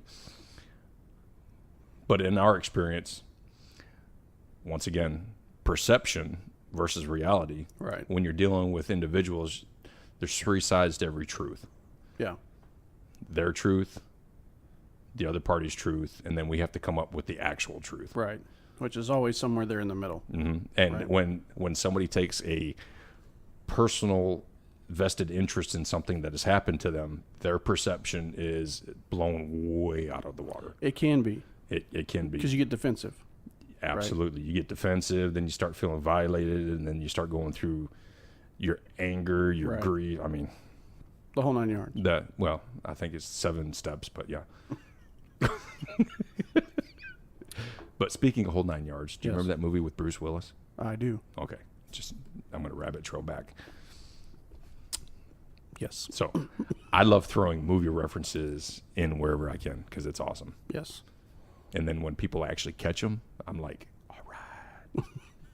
You have that moment. Yes. That little twinkle. But yes, going back to the Joe Rogan podcast, I do pick and choose out of that. Yeah. I mean, and I like Joe Rogan. He's a super smart guy. Oh, absolutely. He's super knowledgeable when he talks. Yeah. Anybody who could eat a hissing Madagascar cockroach has got a vote in my book. Right, yeah. But I mean, whatever topic or whatever person he's got on the podcast and whatever he's talking about, he's got some basis of knowledge, whether he's done his research or he's already been interested in the topic, whatever. He can pay people. Well, and there's that. But, you know. But I don't know that he does. I don't think that he does. I think people go on that show just to go on that show. I mean, because it's a lot of exposure. Yeah. Because he's got a lot of unknown people. You're right. And then, world. He's got the ultimate resource. Yeah. It's called Google. Yeah, exactly. And he's got a researcher, producer, And then you could go on Wikipedia, and then if it's not right, you just edit it to make it right. Right. Yeah. However you want to do it. But yeah, there's definitely some episodes, like whenever he has Mike Baker on, I'll definitely listen to those podcasts. Former CIA guy. Yes. Super smart guy. Speaking of super smart guys, I enjoyed Dr. Mike Simpkins when he came on. Oh yeah. That was awesome. He's probably one of my favorite people in the world. Yep. And that was without a doubt one of my favorite episodes for sure. That dude's awesome. Just awesome. Dr. Mike Simpson at Dr. Mike Simpson. Instagram, Facebook. Absolutely. Twitter. Follow him. Smart guy. Knows his stuff. Yeah. Speaking of guests, I need a guest. We need guests. We're out of guests. Outstanding. Yeah. If you're looking at me, I don't have no idea. You're the guest. Oh, well, thank you very much. BD. So I'm going to throw it out to the podcast listeners. If you know of anybody that wants to be a guest, go to info@streetwarriorradio.com. Right? Or anybody who wants to help us pay for this train wreck of a podcast. If you happen to know of a gentleman by the name of Big Bo, have him report to info@streetwarriorradio.com. Yeah, please. I'm going to start putting up missing posters. Can you put them on milk mug cartons? Yeah, I know. I'm going to have to. For those of you, I'm a little bit older than JC right here, but we used to put missing people on cardboard milk cartons. You're not that much older. You're not that much older. My knees and my hips would say otherwise. What are you, 40? You're 44. Yeah. I'm 37. You're 7. You were 7 when I was born. Yeah, but you see, you have to wait another era. year to be a handgun. I'm already the world's most powerful handgun. Yeah, let's debate. I'm a Magnum 44. Oh, God. Oh, God. So, once again, movie reference. Yes. So, did I shoot 5 or did I shoot 6? Well, did I punk? Do you feel lucky? You have too much time. You have too much time on your hands. It's off duty. I don't remember. Like, I watched a ton, billion movies or whatever. No. I don't remember. I remember very little from, like, lines. Everybody around me can quote movies. And, like, unless it's something like Step Brothers or something that I've seen, like, 5,000 times. That's because you're more artistic than most people. Oh, is that what it is? Artistic people are more visual, so they have to look at things more.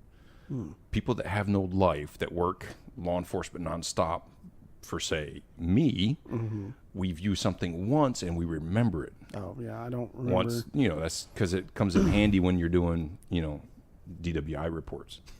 I go to traffic court and I'm like, is there a I video? pulled that guy over. Is there a video? I made a traffic stop. Yeah, I don't remember any. My wife does it all the time. She'll like say some movie quote or whatever, and be like, "What's that from?" I'm like, "Oh my God!" Speaking of which, yes. Just for the listeners out there, yes, we've heard the joke. Hands up! I didn't do it. Okay, thanks. And on a public service, a PSA announcement. Yes, please do. Please don't tell your kids that we will take them to jail. My favorite. That one is in my top 2 most annoying things that people say to cops. We want kids to run towards us if they need help. Not we don't want them to run towards firemen. We want them to run towards us. Is when you walk in, you get 2 people together, and one of them will inevitably go, "He did it." Right? Shut the fuck up. God, it just drives me nuts. I have no problem sitting there talking to anyone. Well, I do. You want to come up and talk to me while I'm at work? Great. I am more than happy to have a conversation with you. But it's like as soon as people start off with that stuff, like I'm totally turned off. Like I don't even want to talk to me. It's just so dumb. I know why that is. It's because inevitably we have a little thing on our badge. It's called a bullshit-o-meter. And as soon as you say stupid shit like that, it pegs out, and then we're just done. Just done. Yeah. It's just so... it just drives me nuts. All right. Or like that you're sitting in, say, a local gas station that has donuts nearby where you're standing. Oh, God, yeah. And they're like, "Oh, you're going to save us any?" Yeah, right. And then I kind of like, "You're going to go finish smoking your dope?" I mean... At the local convenience store that has that nice display of donuts, the one we frequent, and... there's like not very many places to stand around in that store. Well, there happens to be a counter across from that particular display of donuts. Right. So you stand over there and talk, and then somebody's like, "Guarding the donuts?" Inevitably, I don't say this, but inevitably I want to say, well, yeah, from dumbasses like you, but I don't say that because that would be rude. That would be rude. But on that side note, have you tried their cream-filled one? The circular one? Oh, yes. It's ridiculous. It is, dude. It's ridiculous. Oh my God. For those of you that know what we're talking about, I'm just going to go, "Oh." Yeah, listen, I love donuts. I'm not even going to pretend. But so they had this thing for a while, though, that was a brownie cookie mixed muffin. It's like chocolate chip cookie. Did you put it in the microwave for 25 seconds? No. You should have. I should have. Because they don't have it anymore. Yeah, I know. But, I know I should have. I'm still going to therapy for that. I should have warmed it up. But speaking of therapy, since I'm bringing up an old podcast. Yes. Your Man Crush is movies coming out soon. Oh, yeah, Venom. Yes. Yeah. I got mixed feelings about that. I feel like it's going to be dumb. So, I know it sounds like I'm a movie but then aficionado. Again, I'm the guy that wasn't a huge fan of Black Panther, so... Which of course I got from Big Bo and BD I got shit from, but right. It just I felt like it could have been way better. I just feel like it had so much potential to be more than it ended up being. That's right. Have you seen Avengers? The newest one? Infinity War? War? No, never mind. I won't say nothing. No, I heard Luke Skywalker dies though. I believe he does. Yeah, but anybody who talks to a green puppet, probably needs to die. Probably. Right. Speaking of that, before you go off on your Infinity Wars tangent. No, I was actually going to tie in Venom, but go ahead. Oh no, go ahead. Go ahead then. So before you lose your thought. In order for Venom to be good, in order for Venom to actually be Venom, right? Spider-Man's going to have to make a cameo. If he doesn't make a cameo, the movie's not going to make any sense. Well, from what I understand, I could be totally wrong. Somebody out there correct me if I'm wrong on this, or you correct me if you're know. Wrong. Probably. But this story of Venom is a completely separate universe than the current Spider-Man. Okay. So right now I'm having extreme flashbacks to the whole X-Men timeline. Well, yeah. They screwed those movies up big time. But you know what I am looking forward to seeing, which I'm probably going to go when I see it, Deadpool 2. Oh, yeah. Yeah, that's going to be... And I was so excited to see Terry Crews in it. I saw a trailer. I saw a trailer today where it was like Deadpool and his buddy from the bar. Yes. Where I'm not giving anything away because it was a trailer, but where they're sitting there interviewing this dude, and the guy's like, "Well, just so you know, I have type 1 and type 2 diabetes." And You talking about the guy in the sports jacket? yes, The members only club? yeah, Yeah. And Deadpool's like, "Well, it just so happens we're looking for somebody with diabetes." It's just so. Have you followed the comics? Because No. back when I was growing up, it was actually called comics, not graphic novels, Yeah, I know. He- They're called comic books. right? He actually plays a role in that, and he actually does have superpowers. Oh, really? Yeah, they're just untapped right now. Gotcha. Yeah, I have no idea. Like this guy. No. Right. No, I didn't follow. When I was growing up in the 80s, because I am Care that old, Bears. Care Bears was legit. You don't fuck around with my Care Bears. So, hey, bro. Yep. They kicked some ass, Hey, caring bears are sharing bears. right? They kicked some ass. I'm just like, people look at that show all wrong. Those dudes are straight up warriors. All right. You know what shows I looked at? The actual Autobots. Yeah. And The More You Know, Yes. G.I. Joe. Oh yeah. And knowing is half the battle. You ever seen the YouTube series that was the public service announcements? Yes. Oh my god. No, because okay, so cartoons back in the day for me it was G.I. Joe, Absolutely. Thundercats, Voltron. I forgot about Thundercats. Voltron, I wasn't a big Voltron fan. Mask. You remember Mask? Mask. Mask was the shit. You mean the cartoon Mask from Yeah, the not Jim Carrey movie? No. Okay. The old school Mask where like they wore masks, right? But they had these cars and like one of the cars flew. It was a cool show. Look it up. Okay. YouTube Mask, 80s cartoon, amazing. Now, am I going to look up like the blue Lego waffles like you told me to look up last time? No, that's Okay. this is legit. This one, For those of you that are knowing, don't look it up. most of the listeners that we have left probably know what a blue waffle is and probably have Yeah. participated. Anyway, I had my brother-in-law fall for that. It was pretty funny. that's terrible.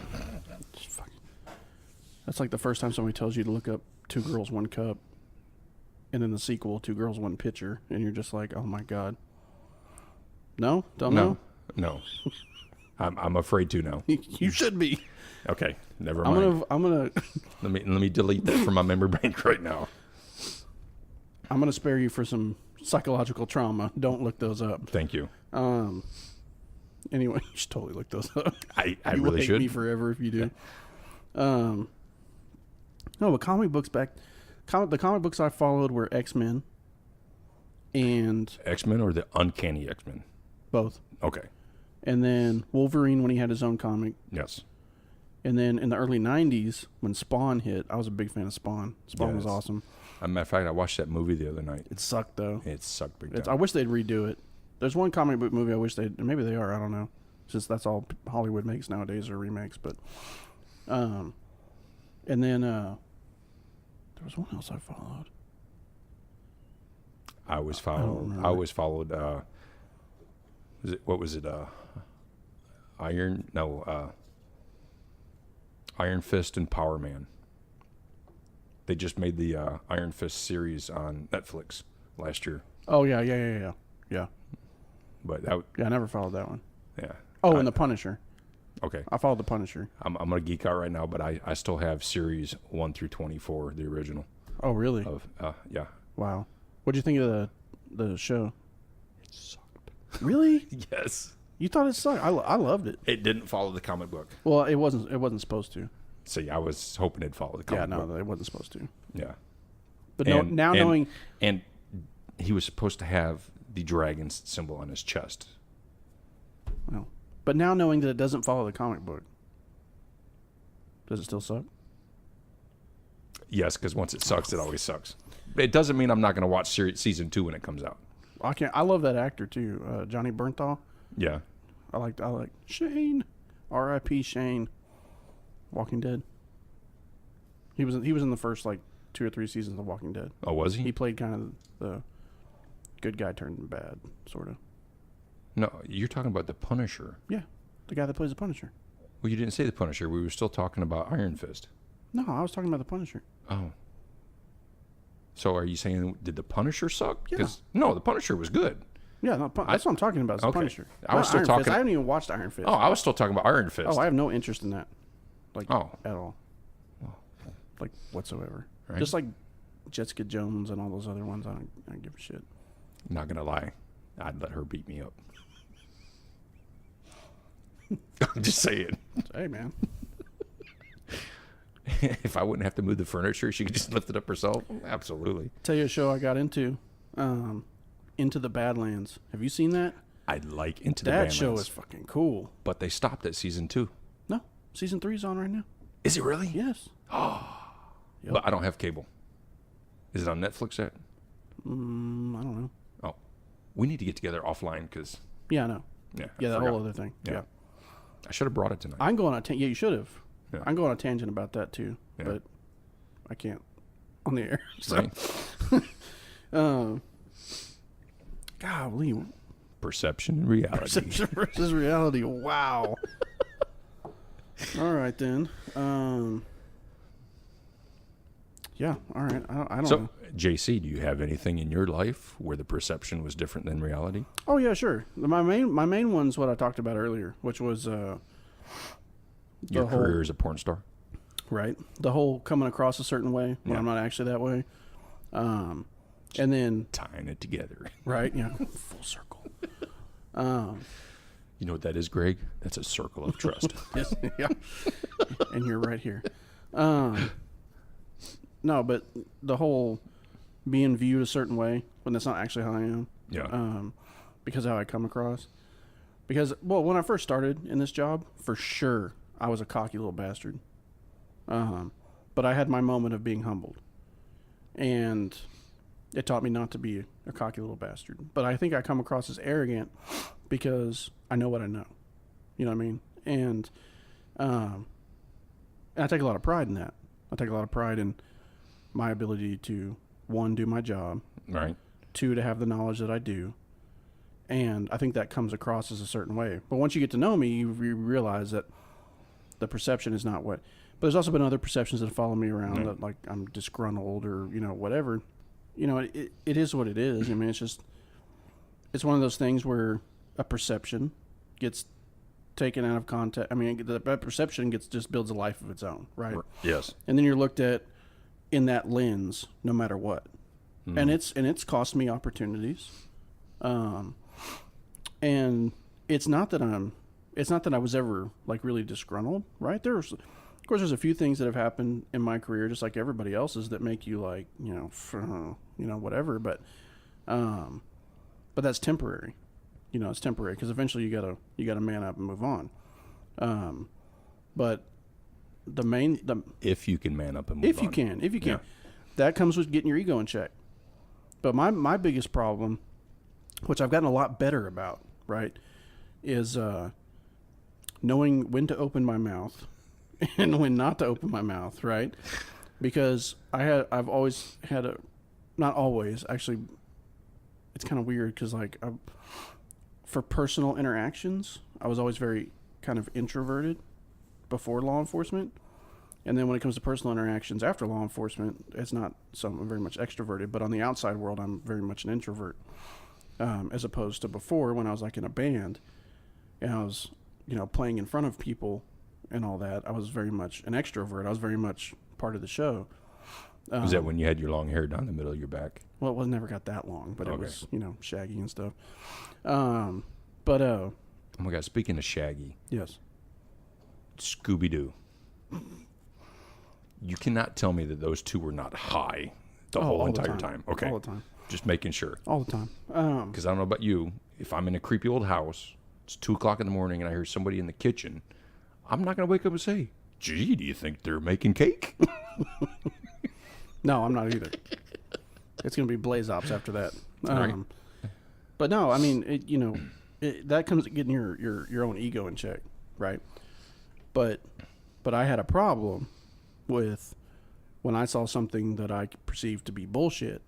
I didn't have a problem calling it what I thought it was, and that of course garnered a couple of problems. I'm also very much a. I remember speaking with you about that. Yeah. Well, I remember telling you. I don't know if you remember. I remember telling you that you're right. It is bullshit, but maybe you should just address it with me. Right. And those are some lessons that take time to learn, right? In doing but I earned that perception, right? And there's some perceptions you don't earn. There's some that you do. The perceptions that you earn, sometimes you earn them, and sometimes they're detrimental. Sometimes they're not. Just depends, Yep. But I've had both, good and bad. But it seems like of course, the negative ones are the ones that always kind of fill up the lens. Yep. But something my dad told me a long, long time ago, which I always try to. I'm pretty sure we discussed this before. I always try to implement this in everything I do. Right. And he goes, if you can remember, it takes 10 positive things to replace one negative thing. He said, but unfortunately, that one negative thing, if it comes after the 10 positives, they'll never remember the positives. Yeah, and I think in a lot of cases that's true. Yeah. I think in probably most cases that's true. Yeah. I've lived through it. Yeah. I mean, we all like have. You have. We all have.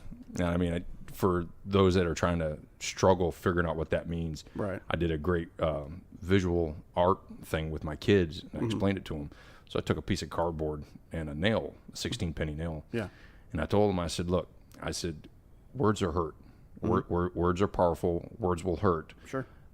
Negative words and positive words. Right. I said, look, say something negative. So anytime they said something negative, I'd stuck a nail in this cardboard. I said, so now go back and apologize for that. And I said, when you do, pull the nail out of the cardboard. Mm-hmm. And they said, okay, cool. So they did that. And I said, are there any more nails in there? They said, no. I said, so you apologize for everything you did? And they said, yes. I said, but the holes are still in the cardboard. Right. The damage is already done. Right. And I don't know, being 3, I don't know if they actually understood that. Sure. Possibly not. You're right. Possibly not. But it's true though. It's very true. The old adage, sticks and stones may break my bones, but words, well, that's not true. No. It's just not. I mean, words can mean, I'm sure for some people it is, right? Some people can just blow that. There's some people that legitimately don't give a crap what other people think of them. I try. And God bless those people, right? I have a hard time with that. Oh, yeah. Well, okay. Prime example, I told you about this the other day on a traffic stop, and I have another individual at another department that's got like 60 seconds on the job. Right. Text me to tell me that I can do something. Well, that's... And it's funny because, like, when you told me about that originally, I had the same reaction. I was just like, "Oh, really?" I know. But that, I mean, if you take an honest look at it, that's getting, if you get your ego in check. Yep. I mean, it took a week, but I finally got it in check, right? And I was like, thanks. Bless his heart. At least he's thinking. Appreciate your help. Should be the proper response. Yeah. It's hard to do. Not go that, back though. to your mama. Right? Yeah. Yeah, but I mean, sometimes, anyway. But yeah, I mean, perception, when a perception is negative on you, right? And it's starting to consume the lens in which other people view you from all levels. Sometimes that can be really hard to overcome. Right? And like some of mine, for instance, was I guess I'm more of the break glass in case of emergency type cop, right? If you have a major problem, I'm one of the guys you want going in there and dealing with it. But the problem is there isn't an emergency all the time. Correct. And so people like us with our personalities and being that person. Yeah, we become the stepchildren that get pushed off into the closet. Right, in the quote-unquote peacetime, right, when there's not anything going on. Yes. We tend to have problems. We tend to have perception problems from other people. Thanks, Obama. Right, yeah, it's all his fault. But we tend to have those issues because especially if you're in in a community-oriented sort of atmosphere as a police officer, and you're the guy that they want handling the really bad stuff, but you're not so good with the good, the shaking hands and kissing stuff, babies. It tends to lend to a negative perception, like he's not a team player, he doesn't want to be part of this, he's disgruntled, whatever. But then the shit hits the fan, you handle it, and they're your cheerleader for about 5 minutes, and then everything dies down, and it goes back to that. And it's not that particular type of individual is a bad person, or is those things that are said about him, but that particular type of individual cut his teeth in a certain environment, maybe, and that's what he knows, is what he does best, and he doesn't have an environment to operate in like that consistently, right? Which is why I think I've probably always been more attracted to like the special operations aspect of the job, because in doing special operations in the past, especially in a plainclothes, almost we operated basically in a shock troop type of atmosphere. It was like, okay, here's a problem. There's robberies and stuff like that. There's gang members. That's all they're doing. You guys go fix that. Yeah. Well, there's a lot. That's the ugly side of law enforcement. That's the side that people get uncomfortable with, because you're going in, you're dealing with violent people, and sometimes you're giving violence to those violent people in order to get them under control and clean an area up, right? That's the reality of it. People don't want to know about that, right? Yes. There's a great saying, and I'm gonna mess it up, but it's a quote. It has to do with, we give our law enforcement, our cops, all these tools and expect them to do all these things and fight crime and blah, blah, blah, but we just don't want to know about how they do it. Yep. We don't want to hear about how they do it, because you don't want to hear about the ugly side of it, right? No. I enjoy the ugly side of it. I always have. But when you get thrust into an environment where that ugly side is not all that prevalent. Or they sweep it under the carpet to pretend it's not there. Right. And then, you're like, no, we didn't deal with this. Yep. And it's not getting dealt with, or you're that officer that keeps on continually finding the stuff that they're trying to hide. right. And it's not even in some places, it's not even trying to hide it for any nefarious reason. Correct. It's simply to promote a particular image, right? A perception. Which I get, which I totally get. I understand it, because it's the optics in which you're viewed, right? And especially in the climate today, I understand the politics behind it. Yes. I do, 100%. It doesn't mean that I agree with them. It doesn't mean that, and I don't agree all the time with the tactics used to change that perception or give a certain perception, because I think in that particular case, honesty is the best policy, right? Hey, because everywhere has crime. Yes, right? everywhere has crime. But some places pretend that they don't. Where they're more worried about their UCR codes. Right, and what it shows on, and sometimes those UCR codes are skewed depending on how they report their numbers. Right. But when oh my God, these 60 cases are linked to this one person. Right. So it's just technically one crime. Right. Yeah. This guy did 8 burglaries, but it was just one dude. So right. it's one burglary. Yeah. It's all related. But when you're talking about perceptions, and you have the individual perception, in that particular case, you have the individual perception, then you have the exterior, the community perception, right? You have a department that's trying to maintain the community perception, and you're going to have individuals that are going to struggle under that. You just are. Because law enforcement is made up of a bunch of different types of personalities, and you have people that are born to be, the community relations people, and you have people that are born to go bust heads. It's just how it is. Yeah, it's called day shift and night shift. Right, yeah. Yeah. Night shift makes policy. Usually by actions. But you run into that problem.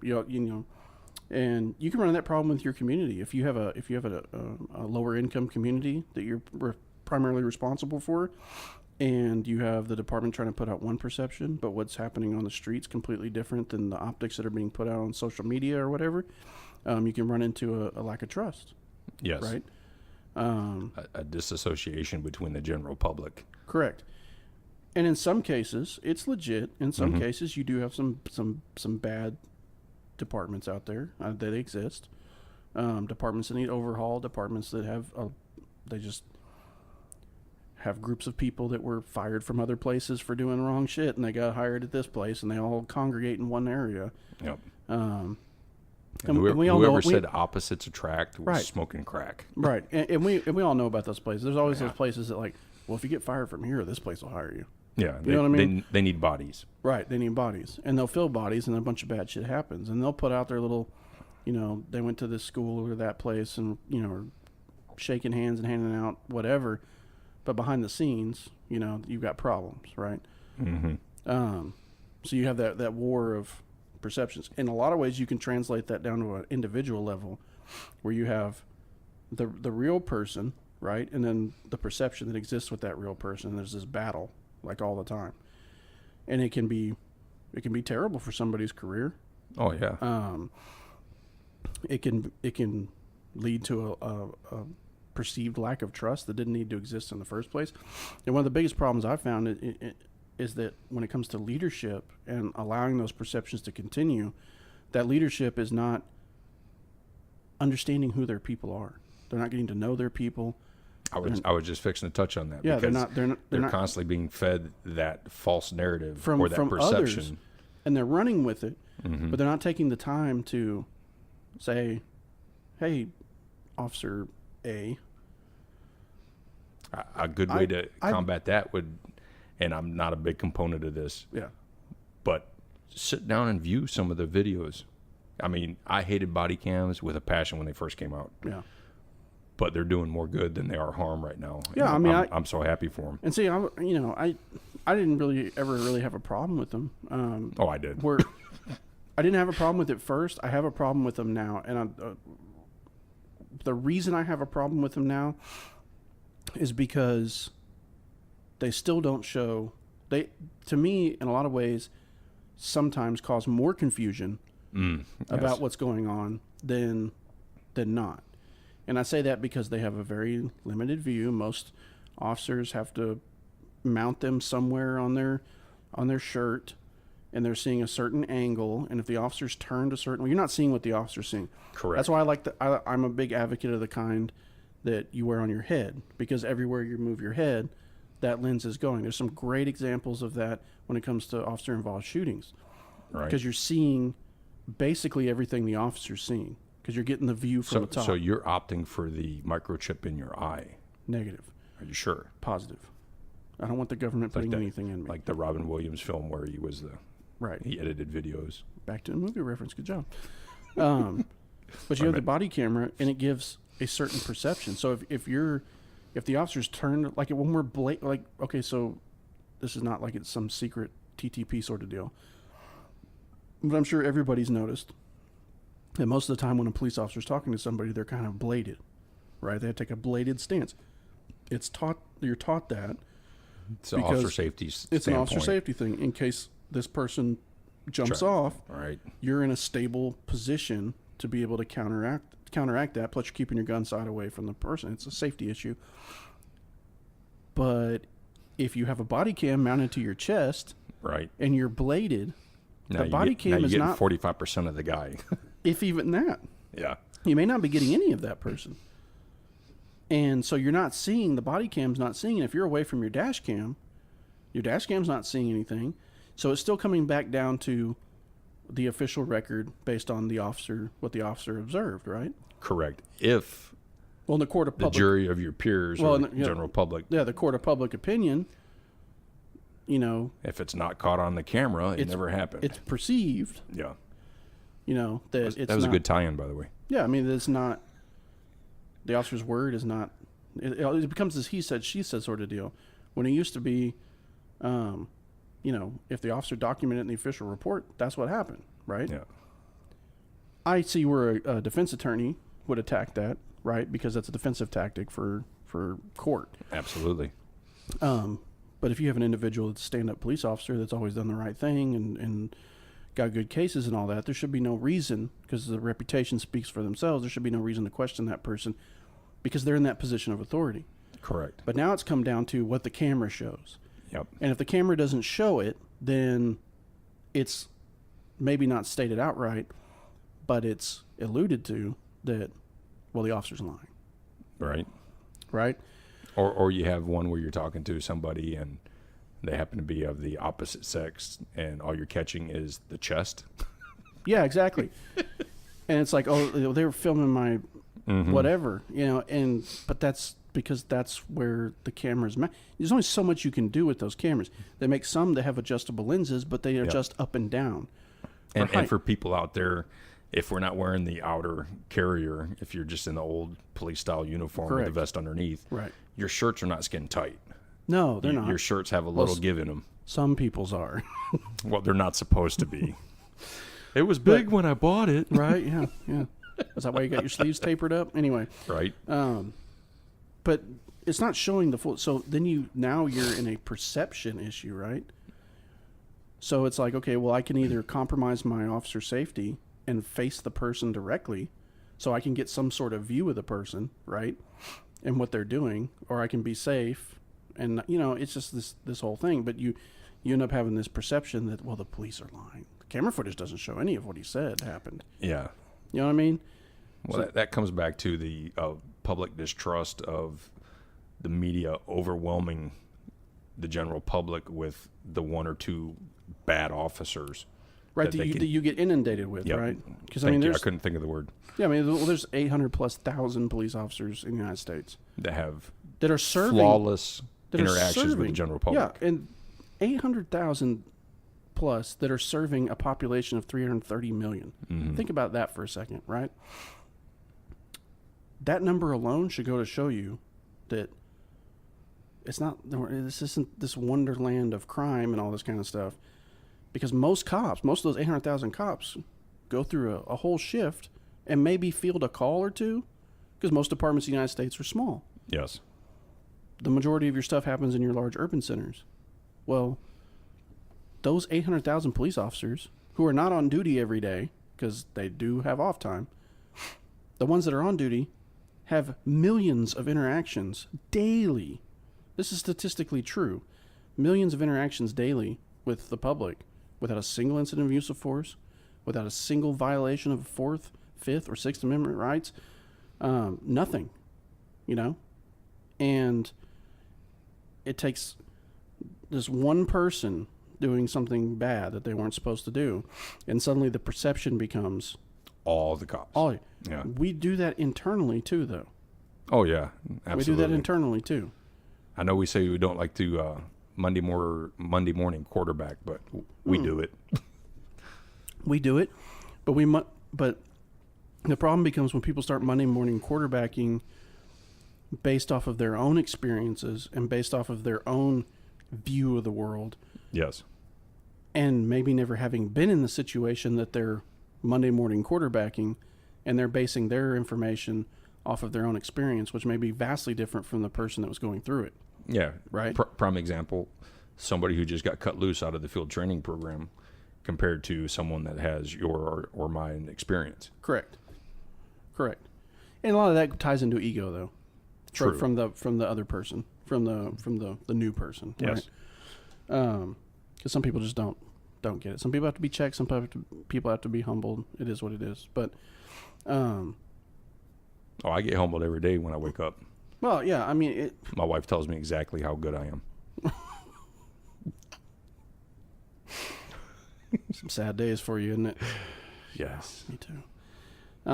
It's good to know I'd never measure up. Yeah. In many, many different ways. Hey, I thought we were going to go there. Oh, we did.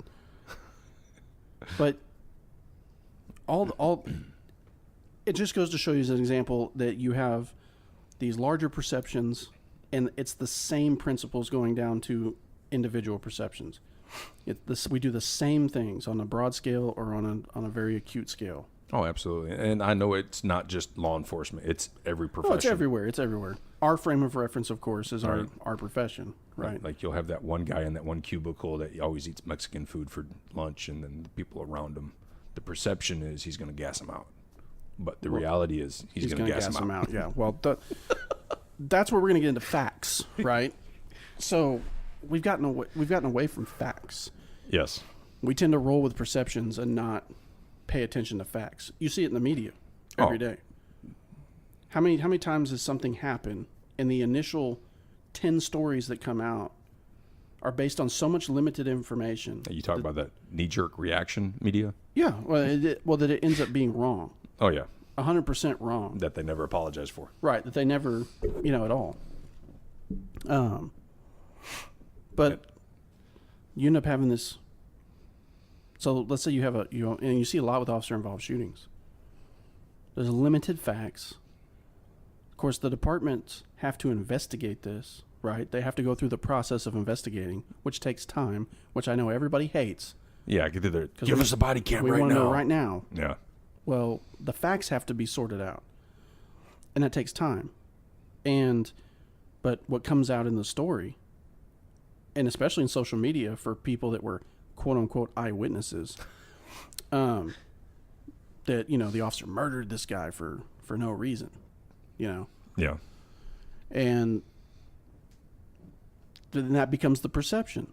It's like, oh, they're out here just killing everybody. They're out here just murdering people. Well, that's not true. Statistically, that's not even close to being true. And the number of unjustified shootings is such a minute. It's unfortunate that it happens at all, but it's going to happen because human beings are involved. Yes. That's been just since the beginning of time. Yeah. People are going to make bad decisions. People are going to make mistakes. They're going to make bad decisions. And there may be a justified reason for that bad decision. There may be a justified reason for that mistake. And what I mean by that is not the act itself, but everything that led up to that point, whether that be training, whether that be personal moral ethics, whether that be, and there can be a variety of factors involved in that. But then you have these people that run around. They're just like, this. We're out there, just murdering black people left and right. Well, that's not true. The fact of the matter is that's not true. The keyboard warriors that want their 15 minutes of fame. Right. And then you have politicians that jump on the top of that. And then again, we go back to this broad perception of the cops are out of control. But then you get it on the flip side, right? You get it on the flip side. You get it on our side. They kill somebody kills one of us, and it's the war on cops. They're slaughtering us in the streets, blah, blah, blah. Yeah, there's a lot of cops that die. There's a lot of cops that get shot. There's a lot of cops that get stabbed. There's a lot of cops that get beaten up. It happens. You can look at the FBI statistics on that. Yep. Quite a number of officers are injured in the line of duty. And quite a few officers are killed in the line of duty, right? Does that mean there's a war on cops? Sure, there is. It's not necessarily in the streets. It's more on a media social commentary sort of way. Yes. Because you have factions that are just out there spreading just pure lies, right? And trying to create this perception. But it's had an effect. It's had an effect. It's had a major effect. You've noticed in your time in, I've noticed in my time in from when I started to now, the difference in how when you talk to somebody or you're dealing with somebody and their reactions towards you. Oh yeah. You and I pretty much agree that back in the day, when you told somebody to knock it off or stop or whatever, yes sir. Most of the time they no, did. Sir. Yeah. Or you said, look, this is what's going on, blah blah blah, and you need to leave, and blah blah. Nowadays, people sit there and argue with you, and create a scene, and then end up sometimes escalating to force. Yeah, forcing our hand to do something that we didn't want to do. Right, exactly. And because God, I don't know of very many. Prime example. Were you with me on that one when you and I worked together at that little convenience store? I offered to give that kid a ride. I thought that was you. I don't remember. It was a homeless kid. We're at this convenience store. It was a holiday. I think it was Thanksgiving or Christmas. But he was refusing to leave. The establishment wanted him criminally trespassed and left. And I offered to give him a ride to a neighboring agency. I was going to go buy him lunch, do something to just get him off the property after I criminally trespassed him. And he refused to leave. So I issued him the criminal trespass. I said, look, you have to leave. And he refused. You remember? No. So I gave this kid like 9 or 10 different opportunities to leave because I didn't want to take him to jail on a holiday. Right. Not that, I mean, I'll take a person to jail if they need to go. Sure. But I did my best because I didn't feel the kid needed to go to the jail. Right. He was just, not to use the term loosely, but he was not making a smart decision. He was choosing to be disobedient. Yeah. And be stupid, just Right. flat out stupid. Right. And so I ended up having to take him to jail. Yeah. Because he would, and I could have swore it was you that backed me up on this. I may have been. But they're like, whoever the partner was like, look, he's trying not to take you to jail. Can we just take you to Whataburger or something? Right. Yeah. And that happens more often than not. Oh, But some people talk themselves into it. But why would a person do that? So growing up, I would have never dreamed of doing that to a police officer. If a police officer told me to do something, I'm doing it. I'm not messing around with this. I may be pissy about it, but I'm doing it. You know. But I would have been pissy away from the cop. I wouldn't have. And the perceptions change so much. You have a lot of contacts nowadays where people don't. That level of respect and authority is not even there. They view you as lesser than them. Right. That you're the enemy. I actually had to intellectually scold someone the other day on a traffic stop. It was hilarious. He was calling me everything but a child of God. Yeah. And so I stopped him real quick. I'm like, sir, you do realize I am a human being, right? And he looks at me and he goes, what? I said, you do realize I am a human being. I said, I have a heartbeat. I am an actual person. And he goes, what does that have to do with it? I said, well, the way you're acting right now, you're treating me like I'm a dried up piece of dog shit in the ground. And he stopped for a second. He goes, oh yeah, you're right. I'm sorry. And then I'm like, look, I said, typically you would have talked yourself into a ticket. And that's what I told him. Yeah. I said, but apparently you've had some sort of bad interaction with law enforcement before. Right. And or perceived bad interaction. Correct, or perceived bad interaction. And so I told him, I said, look, I had a full intention of pulling you over just to make you aware of the violation that I stopped you for. Right. I said it was going to be a warning. It's still going to be a warning. I just try to get it fixed.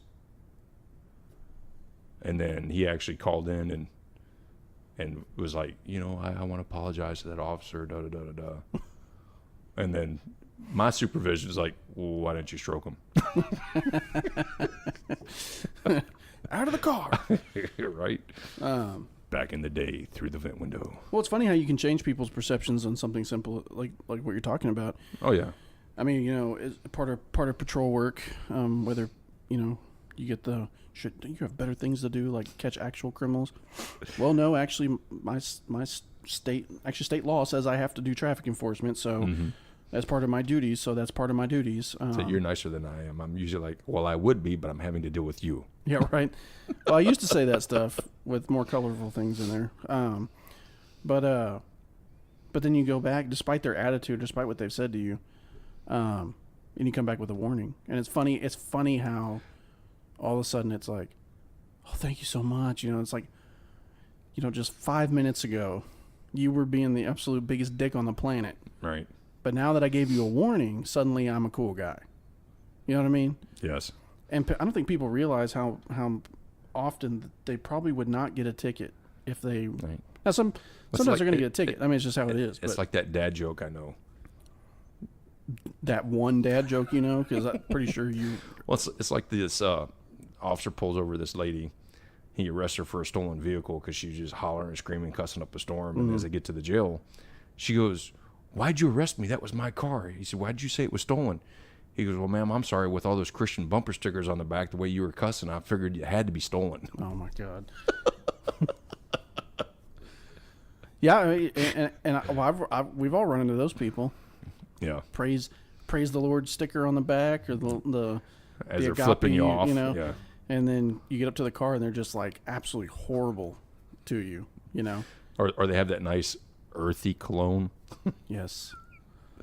It's marijuana. Yes, for those that don't know. But yeah, so. Speaking of which. Yes. 2 months ago, it was pretty funny. I had to explain to my child what the hypodermic needle was doing in the back of the lady at the gas station we were at, and she was sticking in her back pocket.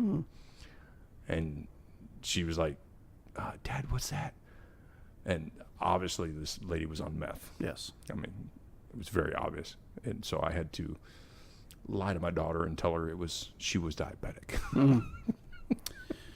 Yeah, I actually, so I was in my local dollar store, because in the small town that I live in, that's the grocery store, unless you want to go to the neighboring city. Is it the everything's $1 or the other one? The other one. Okay. The 99-cent store. Yeah, but nothing in there is 99 cents. So where the counter is, they have a bunch of candy, right? Mm-hmm. And there was this mom and son. Is that with the 50-cent candy? That's not enough to make you hungry? No. It was like full candy set. And so the mom and son were behind me, a little boy, and I'm up there, I'm checking out.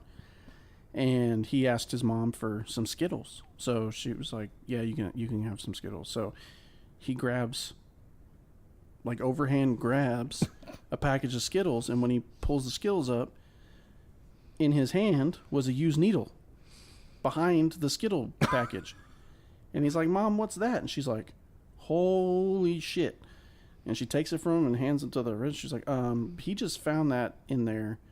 So at some point, some heroin addict or whatever had dumped a used needle that this child picked up. Right. With a chance of probably getting stuck. But a very good chance. Very good chance. And now little Johnny's got AIDS. Boy, I tell you what. There are a few things that are scarier than when you're doing a search on somebody and you feel that prick on your finger or your hand. And you're just like... You and I have both felt that. Oh, yeah, several times.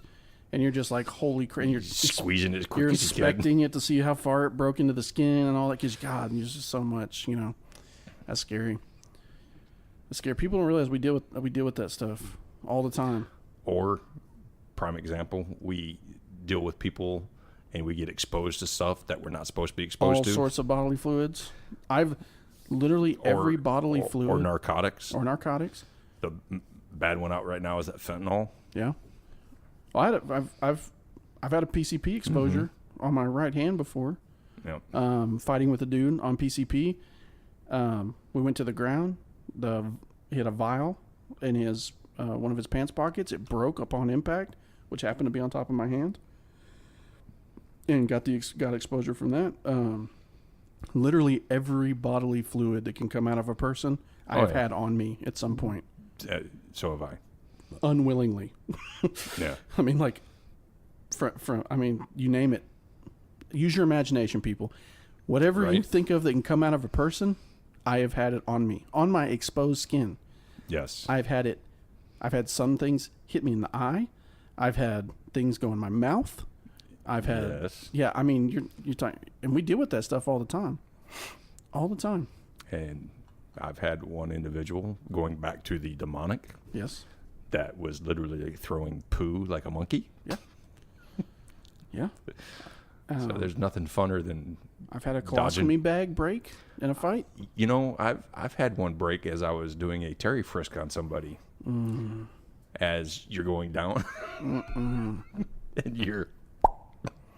So I had this crazy homeless guy one time, straight up severe mental health, and he had this leather purse, like an oversized leather purse.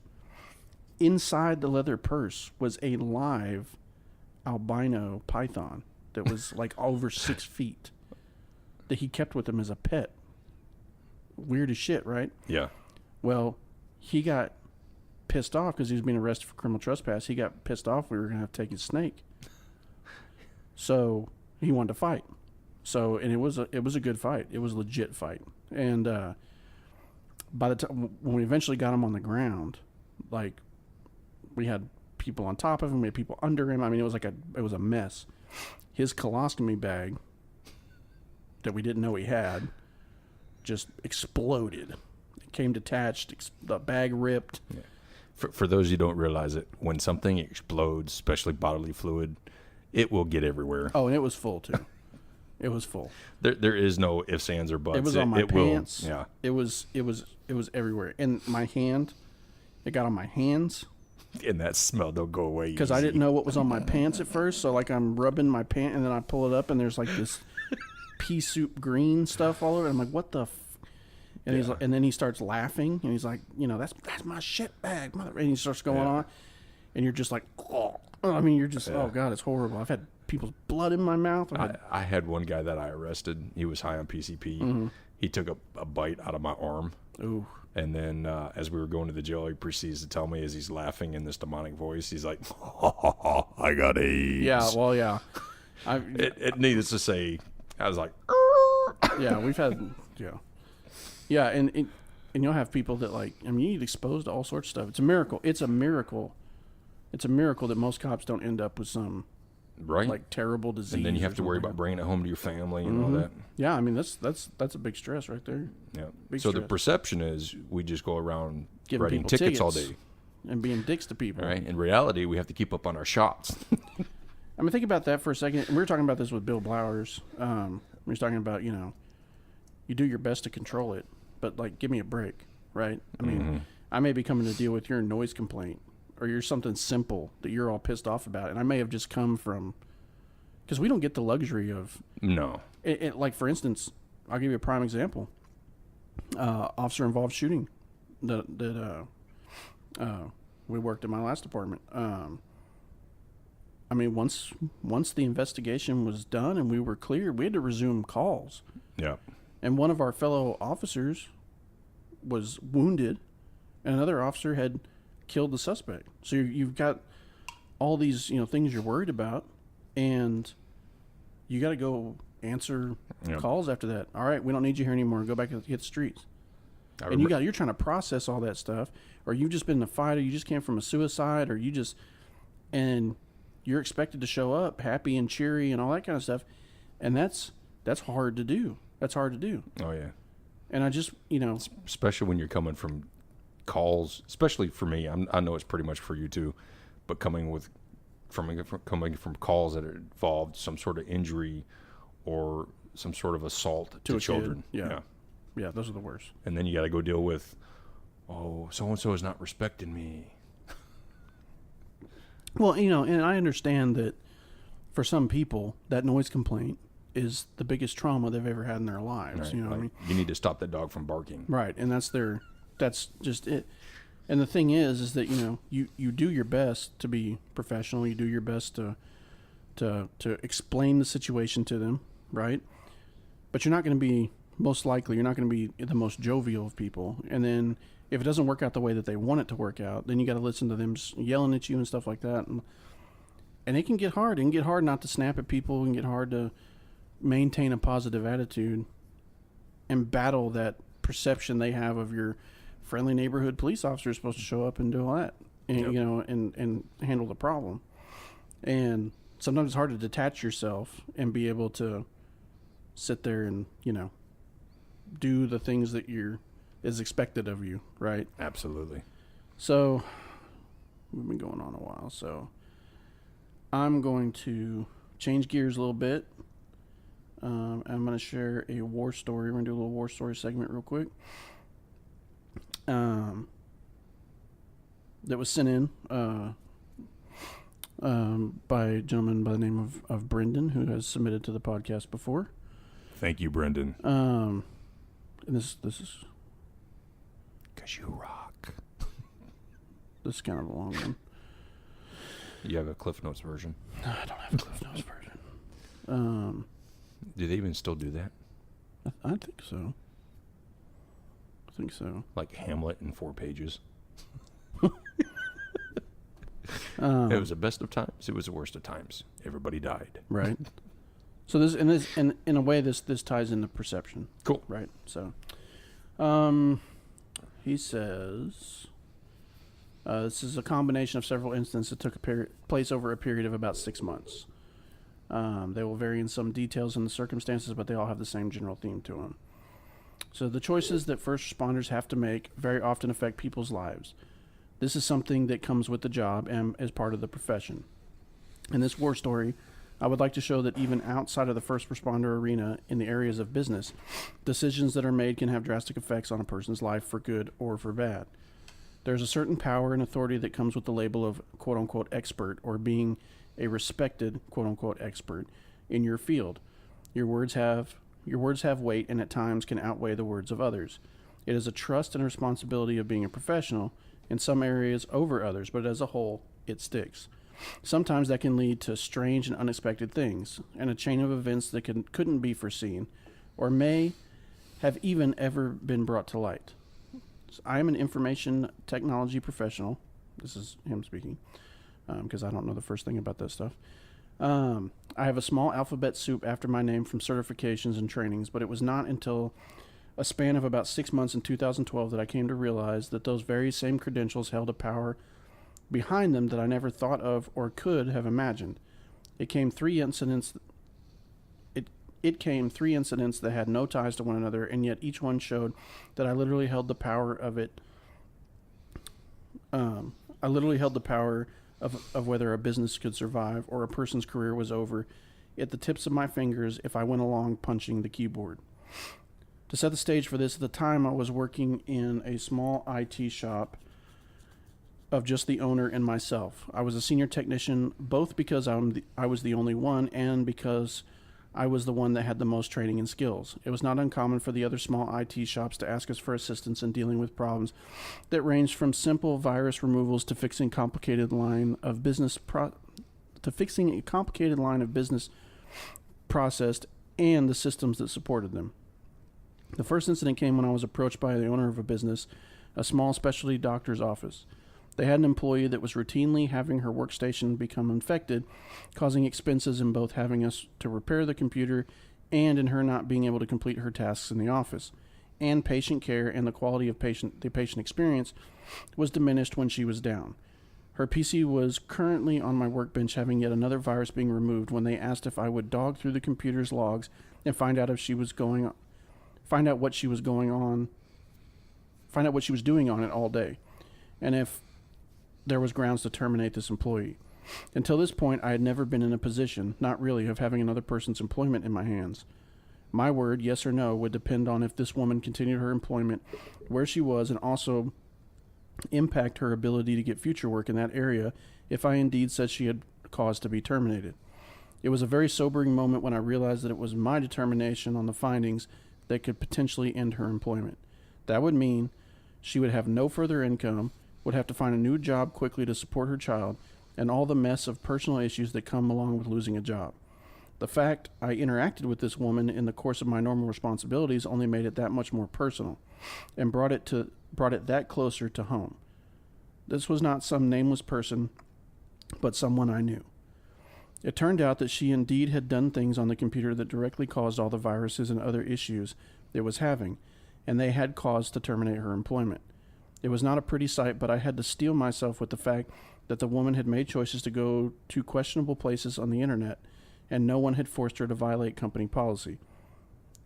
That aside, it was the first true time that my direct actions affected someone's life in a significant way. That's interesting. That's very interesting. Because we do that all the time. We do that all the time. Well, we do it in a different way. Correct.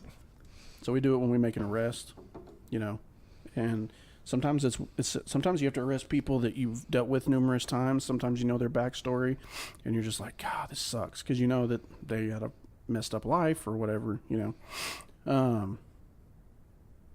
With the first incident as prologue, about a month later, I had a client who was a lawyer come into our office with his client.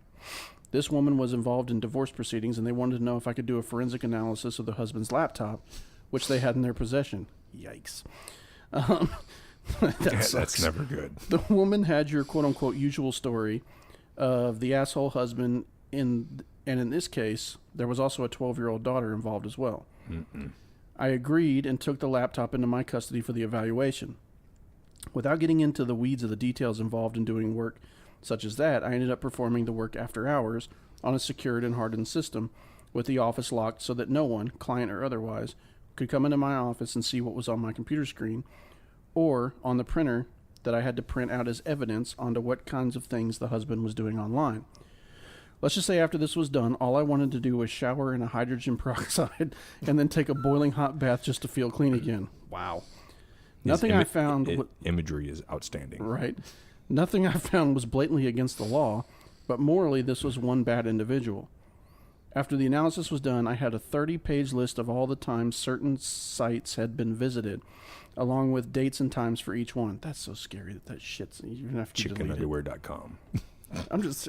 even after you delete crap, it's not deleted. It's still there. Just remember that. Who's that quarterback that lost his phone in the ocean? Oops.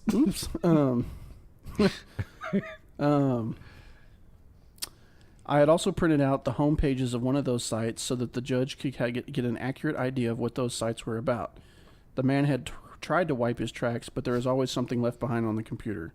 Shit. He didn't bleach it? Huh? He didn't bleach it? No, apparently not.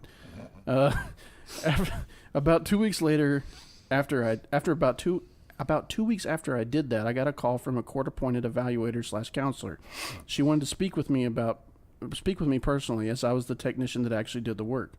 She asked if there had been any evidence of child or underage pornography, and I had to tell her that while I did not find anything on the laptop, the sites visited were quote-unquote user-generated, and that users to the site could upload their own videos. This was before the days of advanced algorithms that could spot such things, and in this area of the internet was very much the quote-unquote Wild West in terms of trying to find and take down such videos.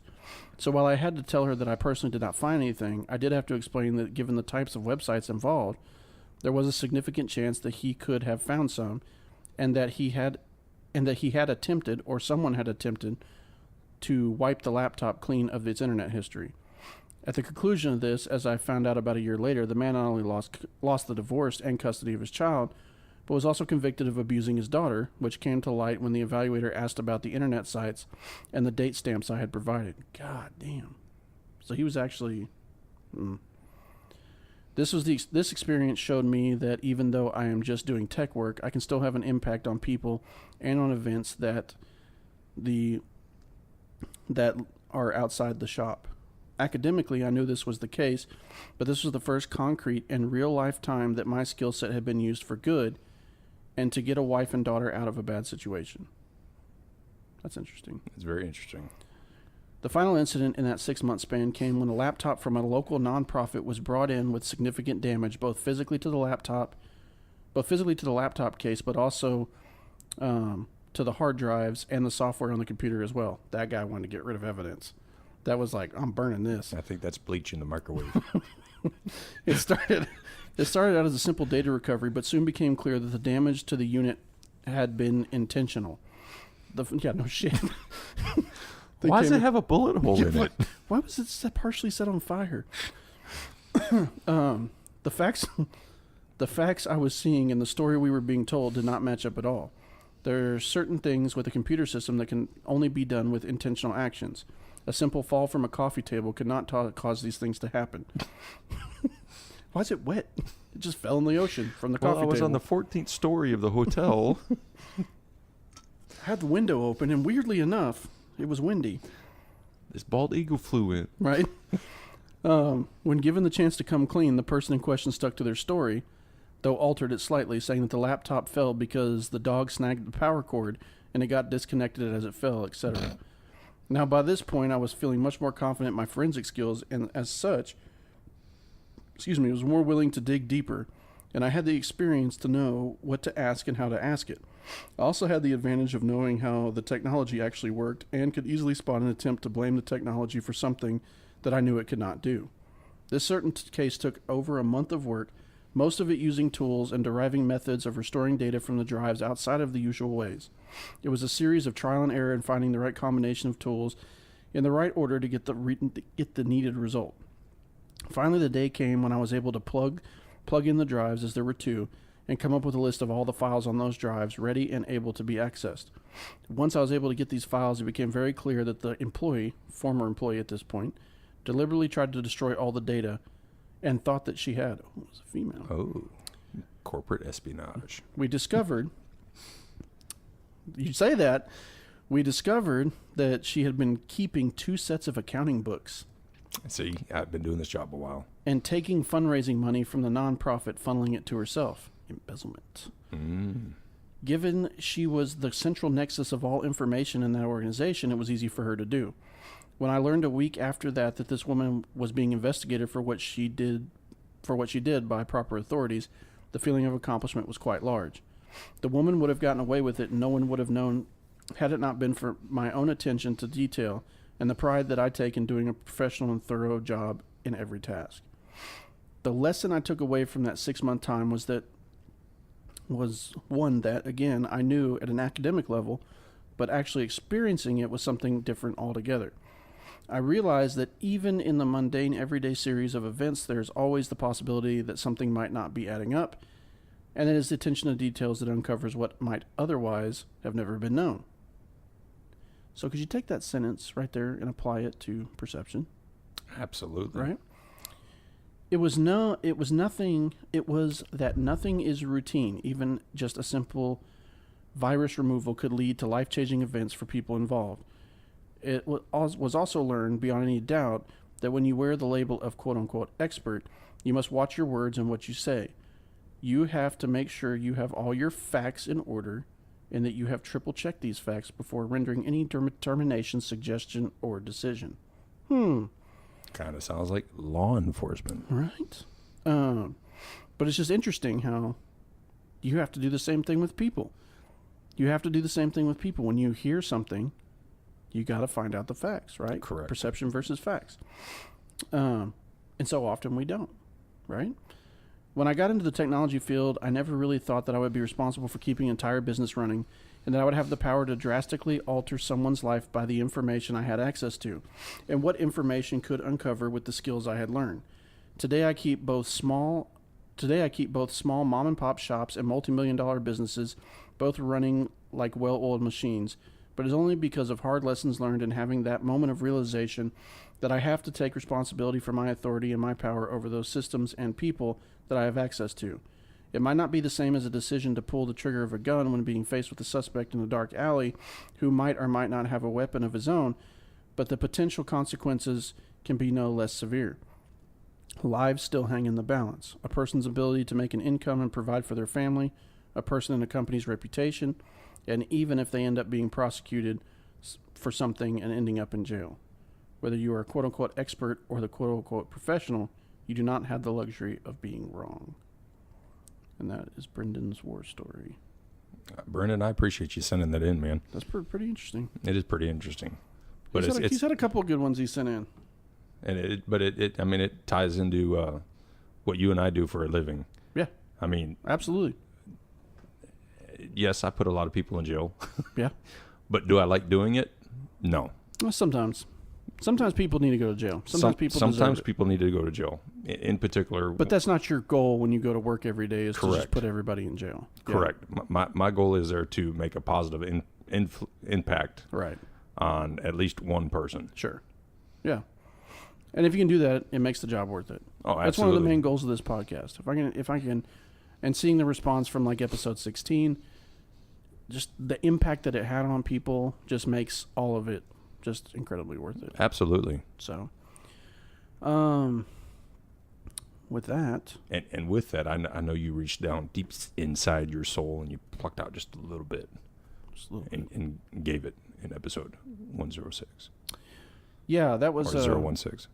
That was a 2-hour glimpse into the psyche of JC for sure. Not the full story, but an example of challenges that I think a lot of people face for sure. But all right, with that, do you have anything to add, BD? I appreciate the guest spot. Thank you. Absolutely. So normally this is Big Bo's bit, but I guess I got to do it since somebody doesn't show up. Whatever. No, I'm just kidding. He had stuff going on. But I think he was constipated. Yeah, possibly. That's probably why he's so hyperactive. Right? Yeah. Daddy watches way too much YouTube. But with that, if you want to find us, you can find us on all the social medias. You can find us on Facebook. Street Warrior, just type in Street Warrior Radio Podcast or Street Warrior Radio. Be the first option that comes up. On Instagram, it's at Street Warrior Radio. You can find us on Twitter. It's at STRT, the word warrior, RDIO. You can, of course, always find us on the interwebs at streetwarriorradio.com. If you want to contact us, provide comments, questions, concerns, you want to tell us how much you hate us, or you have a war story, you can go again to streetwarriorradio.com/contact, or you can send us email at info@streetwarriorradio.com. You can also contact us directly. I am JC, the letter J, the letter C, at streetwarriorradio.com. Big Bo is BIGBO at streetwarriorradio.com. Make sure you check out our events page to see what the upcoming events are. And you can also find us if you want to support the podcast, which we greatly appreciate.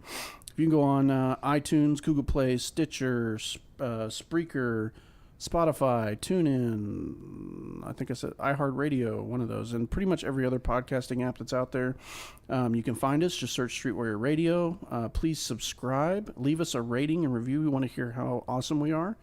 If you're not going to leave a 5-star rating, then don't even bother. No, I'm just kidding. Please leave us a comment, review. It helps us. It helps us in the rankings, especially on iTunes. Helps us move us further up the chart. We were also a featured podcast on player.fm. So you can go on there and search. We come up in the law enforcement themed podcast, but we're on their featured page. But anytime you review and rate us, it moves us up in the rankings, and therefore more exposes us to more people. More people come to the podcast, expands our listenership, and supports us that way, and we greatly appreciate it because we want to get our message out there. Also, you can go to our website, streetwarriorradio.com. Click on the Amazon link on the left-hand side of the page. It's going to be at the bottom of the left-hand column below the charities that we support. If you click on there, you can do your normal Amazon shopping, and a percentage of the proceeds comes back to the podcast, which allows us to pay for all the little things that we got to pay. Like electricity. Electricity and monthly dues and things. And with that, I want to take a moment to thank our military personnel who are stationed across the world, fighting the good fight. Thank you for everything you do and the sacrifices that you make. Without those, we couldn't be here talking about nonsense for 2 hours. To our first responders, our police, fire, paramedics on all levels of the government, thank you for what you do. Remember your oath. Go out there every day and do the right thing. To the spouses and families of first responders and our military, thank you for what you do, the sacrifices that you make. I don't think it's noted enough. And to everyone else out there that makes the world go round, thank you for everything you make, the sacrifices that we make. You make the fight worth it. And with that, Street Warrior Radio is out of service.